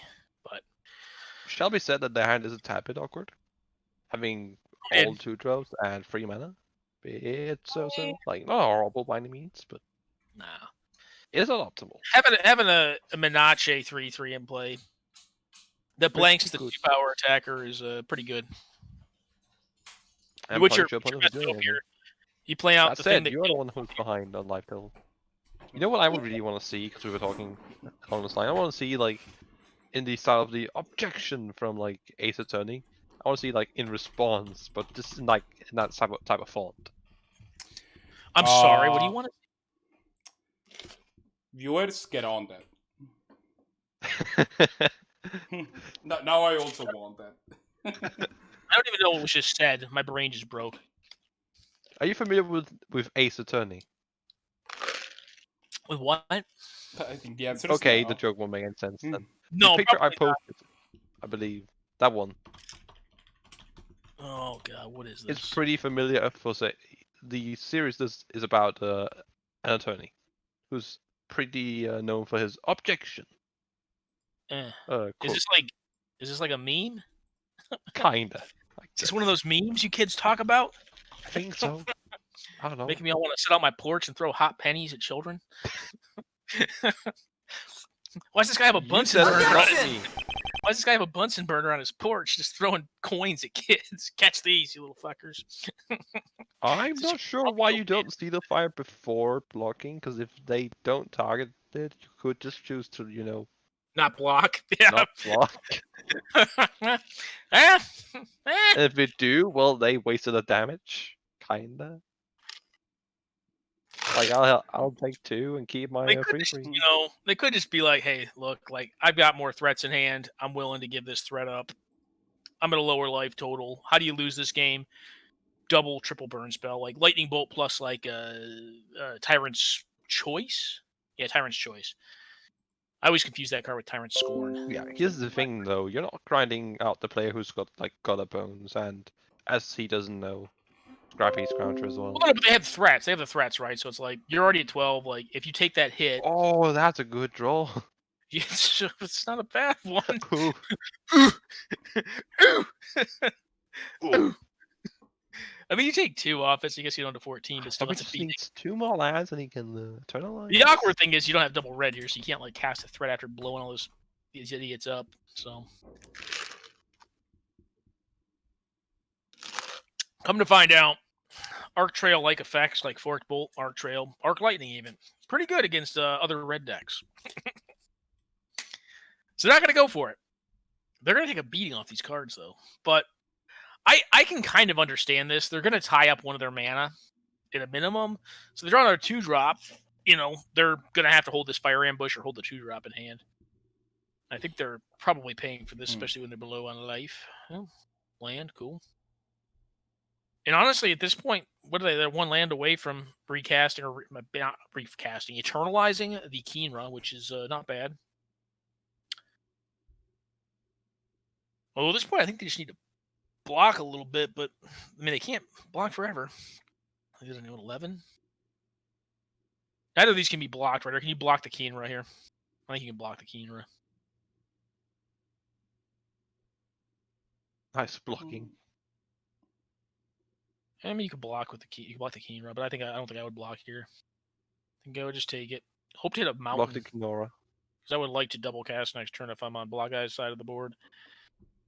Which one do they blow up? Do they blow up the one that can come back? Oh, they just got their face. That's really aggressive. Jesus, that's aggressive. Wow. That was really aggressive. Yeah, no, Arctrail's going to really punish this. I think it'd be at 6, because I mean the Hellraiser. I always want to call it OJ, but it's and definitely then we just casually top deck Fiery Confluence, and it doesn't matter. Yeah, I mean, you could. It's just a big boy right there. It is a big boy. It's a big good boy. I'm gonna be honest. I feel like once you're 2 colors, you can do better than that. That seems to be free. Yeah, probably. It's not a bad card. I'll play it in mono black, perhaps. Like I haven't got the No, I'm experience with that. definitely playing mono black. Fucking auto include. Well, I feel like in mono black red- aggro is red- something that I have a lot of honestly, experience. I feel mono red alone has better cards than that. Mono red alone? Oh yeah, yeah. A lot of them are double color though, right? Like a lot of them are double red that are better than that. Some are, No. but not most actually. Yeah, I'll put the Ammon Eternal this way. Like in Sui Black, that card's fucking great.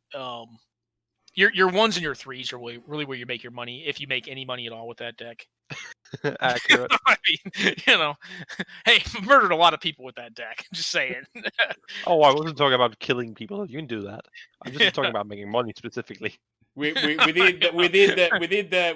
figure out based on the Price quote of from progress. earlier that Lumen does like killing everybody. Yeah, who I mean, Are you, No, I are you think trying to tell me you're not a everything was psychopath like, murderer?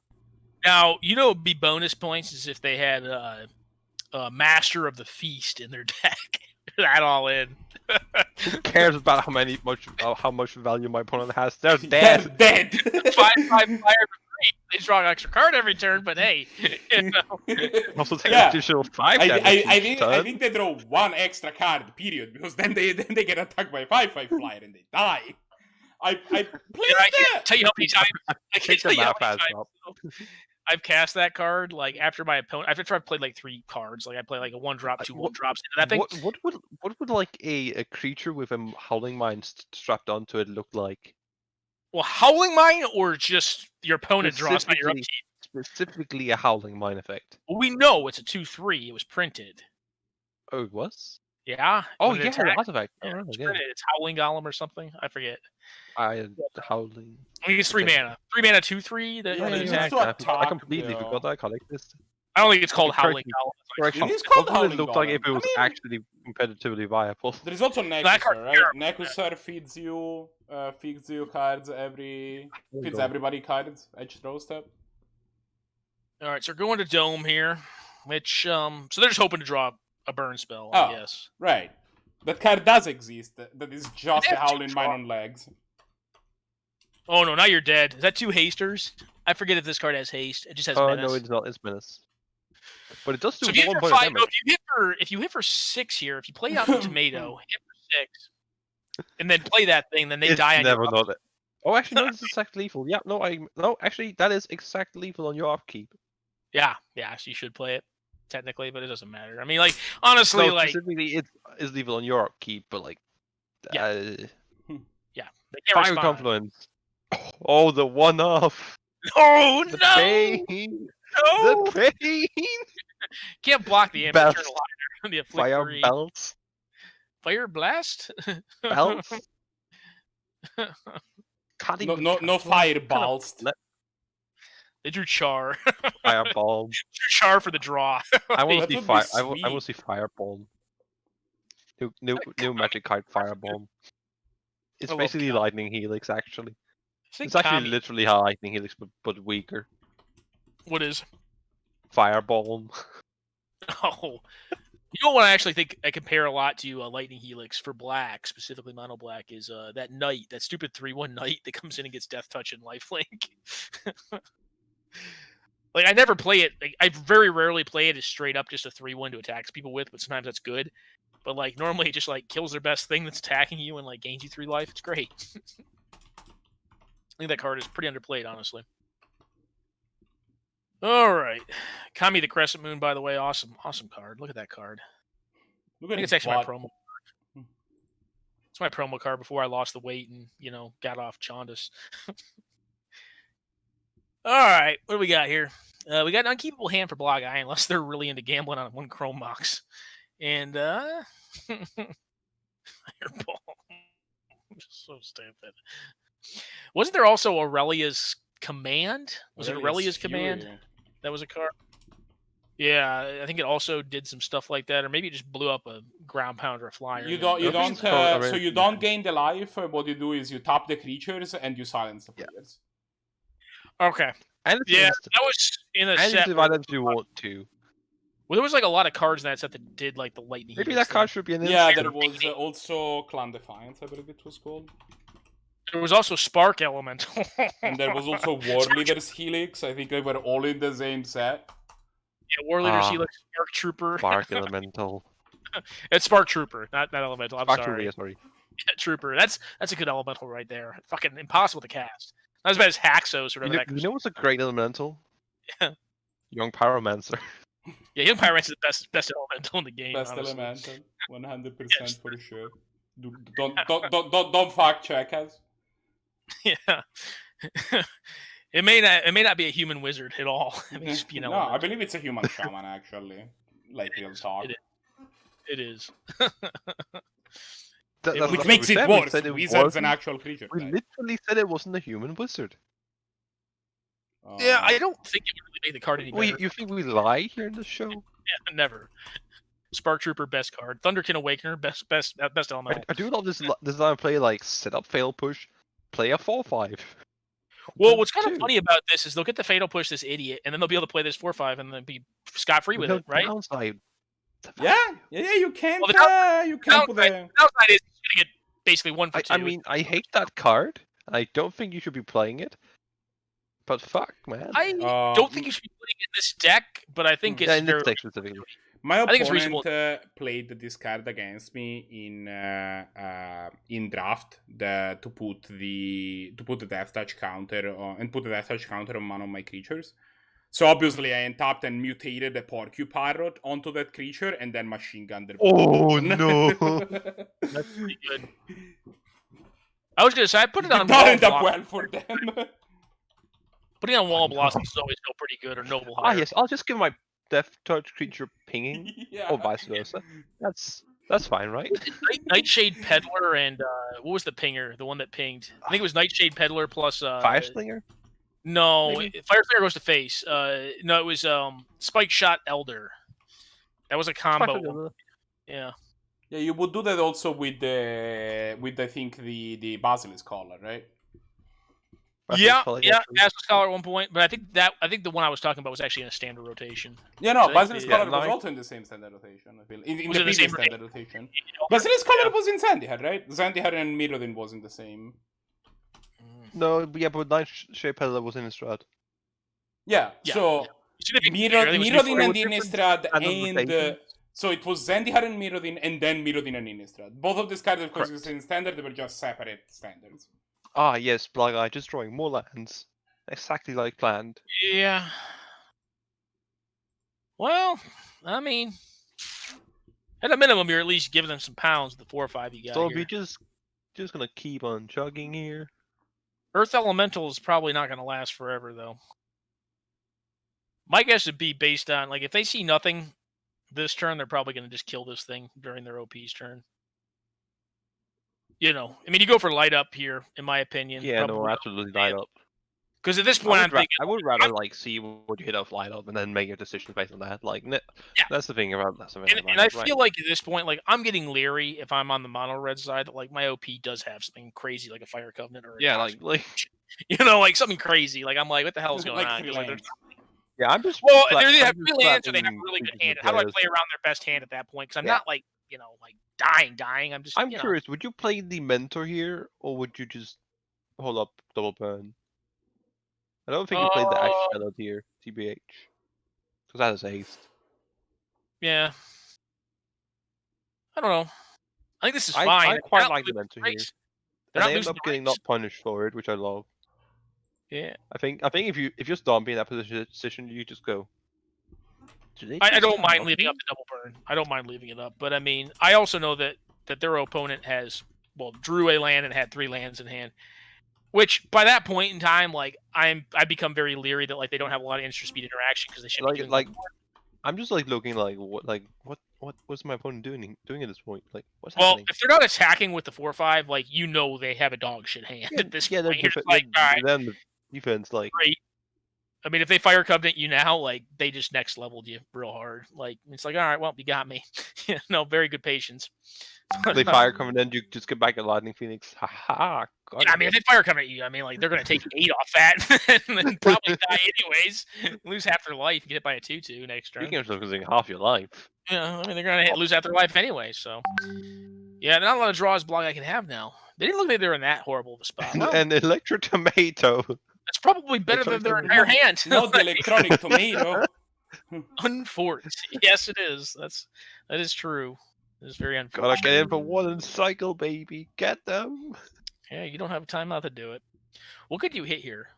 Absolutely nothing. Like Avacyn's Judgment? Like in a way to discard it? Are we talking something we actually expect Blahguy to play, or a card that could actually win the game here? Just for reference. Well, I mean, like those two things don't even coincide. So I mean, like it has to be an unreasonable card. Like it has to be an unreasonable card that you draw here. Or they're gonna block. That was my point. I suppose keeping Electronic Tomatoes back is technically a way of surviving a turn. I like attacking just to be pro. Like I just like knowing my future. You know, like well, that's anyways. you see that card in hand. That's death incarnate.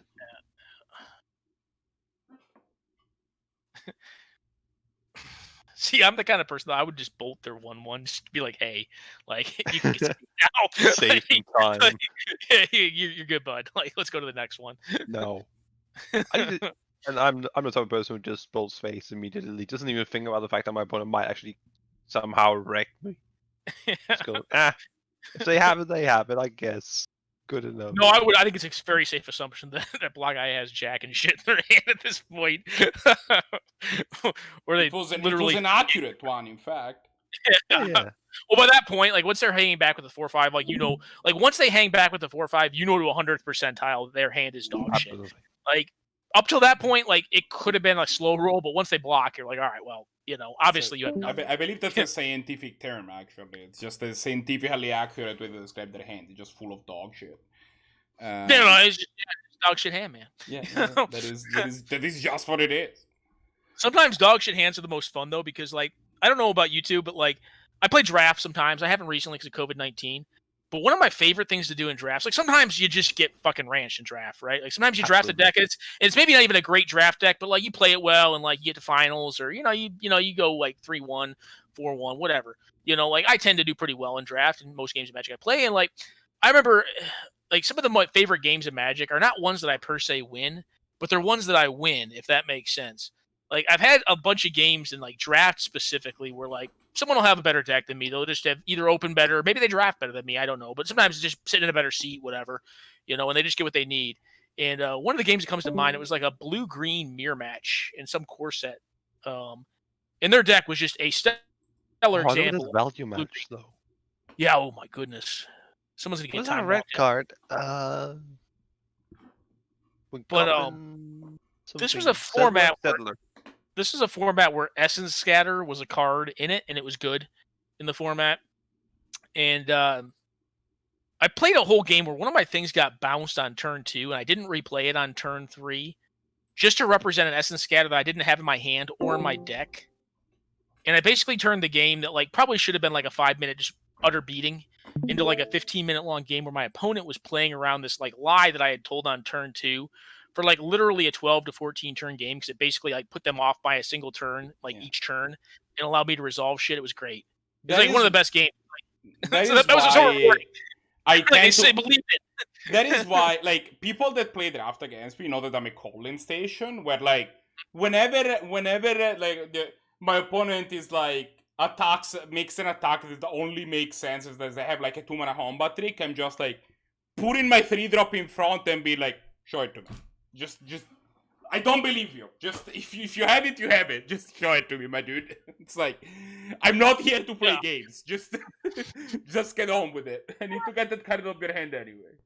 Well, I mean, it's all context based, right? Yeah, I mean, like, obviously it's not. Like when you're thinking there's scenarios in which you can't afford to do that, but that's what I lean towards, right? Where I'm like, look. Mm-hmm. What were you saying, Gosman? No, I'm like, I kind of agree. Like, yeah, of course, it's usually if you're just sitting like far enough ahead, you just go, fair enough, you do your thing. I'm just gonna, be over here winning the game. I don't care about those 2 damage.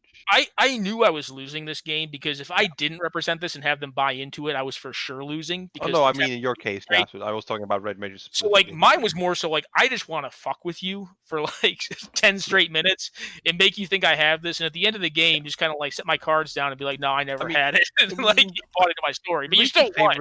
Recent favorite game of mine was actually in what is it called? Ikoria Limited. I was playing some. I don't actually remember what deck I was playing. I think it was some black-white bad deck that just won by random beats. I was up against a guy who had a 4-drop, the Poacher, that allows you to stack a creature and gain life equal to toughness and draw a card, and it had a 2-drop that you could pay 5 mana to get back in hand. Mm-hmm. And it was just a deck that had like an incredibly grindy game plan. Mm-hmm. And like I should lose to that kind of deck because my deck wasn't sufficiently aggressive enough. It wasn't grindy enough. It wasn't going over top of flyers or anything. It was just cards basically.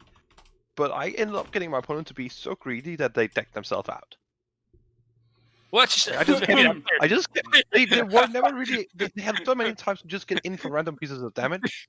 That See, that's just funny. Never took. And I was just like, you know what? If you're gonna do that, I'm just gonna let you draw all your cards. You're gonna take yourself out.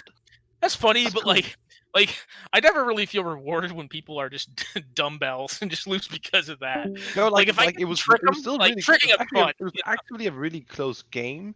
Yeah. But I was like, I think I even had times where like I could probably kill it, like during the end, like when we would go to like the later half of the game. Yeah. But I just actually was like, that's not a problem. That's how I win the game. I guess what I mean. That's my win con. Yeah, no, I guess what I mean for me is like what I find to be like very enjoyable in a game of Magic in terms of like if I lose, like what I find to be fun in that game. Yeah, I think we're just gonna It's see always a time sub will game, come right? here Like quickly. so, like for me, like I don't like winning the sub game where it's like my opponent blocks my Knight of the Holy Nimbus on their True Name Nemesis and loses it. Like that's not a cool stuff. That's just a dumbbell move. You're just like, hey, dude, that doesn't work. You know, like, that thing's dead now. You know, like that to me, that's not that like entertaining or funny. I mean, it's kind of like a chuckle. But like the ones that get me are like where like you basically tell your opponent a false story, a lie, through the way you play, and they play in accordance with the story and the pace you've set for the rest of the game. And even if they win, it still feels good to be like, I told this story. Absolutely. You know? Like My point is that I tried very hard not to make that not to let that happen to me. Like I'm just. I like, had an exact opposite of what you mentioned. You had a game where you acted like you had something that you didn't. Yeah. I had a game when I was playing Mono Red where I acted like I didn't have anything when I actually did have something. Yeah. Basically, I had Mutagenic Growth in hand, and I had Young Pyromancer in play. I don't remember the exact lines, but I basically put it in a position where if my opponent attacked with everything, and like it seemed like I would just be dead, but because I could like Mutagenic Growth my Young Pyromancer, chump with a token, and kill one of their guys with my Young Pyromancer, I could swing in with my tapped tokens and Young Pyromancer for exact lethal next turn. Yeah. You just kill them out of nowhere. Like, I think they were just like on the medium red tag and like, okay, I'm just gonna kill him. He's just got Young Pyromancer play. He's dead even if he chops. Like it's way over lethal. And I'm just like, make exactly the token I need, survive exactly, swing back for exact lethal. Yep. Yeah, no. God, that was a beautiful moment. Game, yeah. I think my other favorite one to do in games of Magic is when you're in a game, games you're gonna lose are always the most fun to me. Like games you're winning generally become uninteresting in my opinion. Like when you really know you're gonna lose, like when I really, really know I'm fucking dead, like I'm just gonna die. Like I didn't have the draw I needed for the matchup. Like for instance, like when Zannty opened on that blue hand versus the red deck, like you just know you're fucking dead on that. As soon as they play a mountain and play a goblin guy, you're like, I'm fucking dead. Like you just know it, you know? You can just hit down Seed Valor immediately. There is no need to actually play. Yeah, like you just know it. Just Like go you just know take it. me. You're just like in your heart, you're like, I'm gonna die. Like I'm losing this game, right? So like, and so follows their own. You know, I mean, outside of like the deck they chose to bring, but like you're gonna die. So like in those games, like when I really know I'm gonna die, like especially if it's a game 2 and I'm up a game or something like that, like I really enjoy making someone think I'm an utter dumbass and just doing like very minor things wrong. Just make them scratch the fuck out of their head and just think I'm a moron. Like nothing slow play, like just thinking some Setting up that optimal game play. too. Like I had one where I was like using a jit like a jackass. I had like a Umezawa shit, but I was losing because they had like some big shroud idiot or something like that. I forget how I was losing, but I was losing. The shit didn't matter, and like I was using it to do stupid shit, you know. Like they were like, I put a +1/+1 counter on this thing on board. I'm like, oh no, you know, like just not like doing it, not like Hollywooding it, but I was like, you know, like just act like a dumbass. And then like just ranch him in the third game, and they're like, "What the fuck?" You know, played like shit, man. I'm like, I know. Yes, I did. Game 2 didn't matter. I was already fucking dead, homie. That's one of my other favorites, man. So do we have another game, or is this it? No, that was the end of round 4. We are done for the day. I want to remind everybody that if they want to join us for next week, we're gonna start the second half of the season. Next week is gonna be week 6. Next exclamation point, next event gets you there. You should also you should also join the Discord, exclamation point Discord. That's gonna get you to a place that has a bunch of people that just want to play Canadian Highlander with you. If you need to test, or if you want to play on platforms that aren't MTGO, like maybe you want to play webcam games or whatever. But also, it's just the base that we use for the tournament, and it's what we use, for example, to capture hands for the hand cams and so on and so forth. So that's so it's going to be pretty useful if you can join the Discord in case you want to join events. Also a reminder to everybody that hey, you're watching this event, we are brought to you in part by your kind contribution. So if you feel like you are into the idea of throwing a subscription our way, we would really appreciate it, especially if it's a Prime sub, because boy does Jeff Bezos not need random Prime gaming money. That money is just going to waste if you don't use it. Again, $200 billion is the amount of money that man has. He can do without the $5 that you said that way. It really doesn't matter. With that said, let me send you over to some Canlander human beings for these. We're gonna go hang out with Engineering. He's playing Pokemon. I love Pokemon. Yeah, let's go raid Engineering and see what he is up to. And they brought the Engineering instead of Engineering, so that's gonna make it harder for me to raid anybody. Engineering. Engineering. No, Lucas, he's playing Fire Red Leaf Green, I believe. I don't think he's playing actual Red and Blue.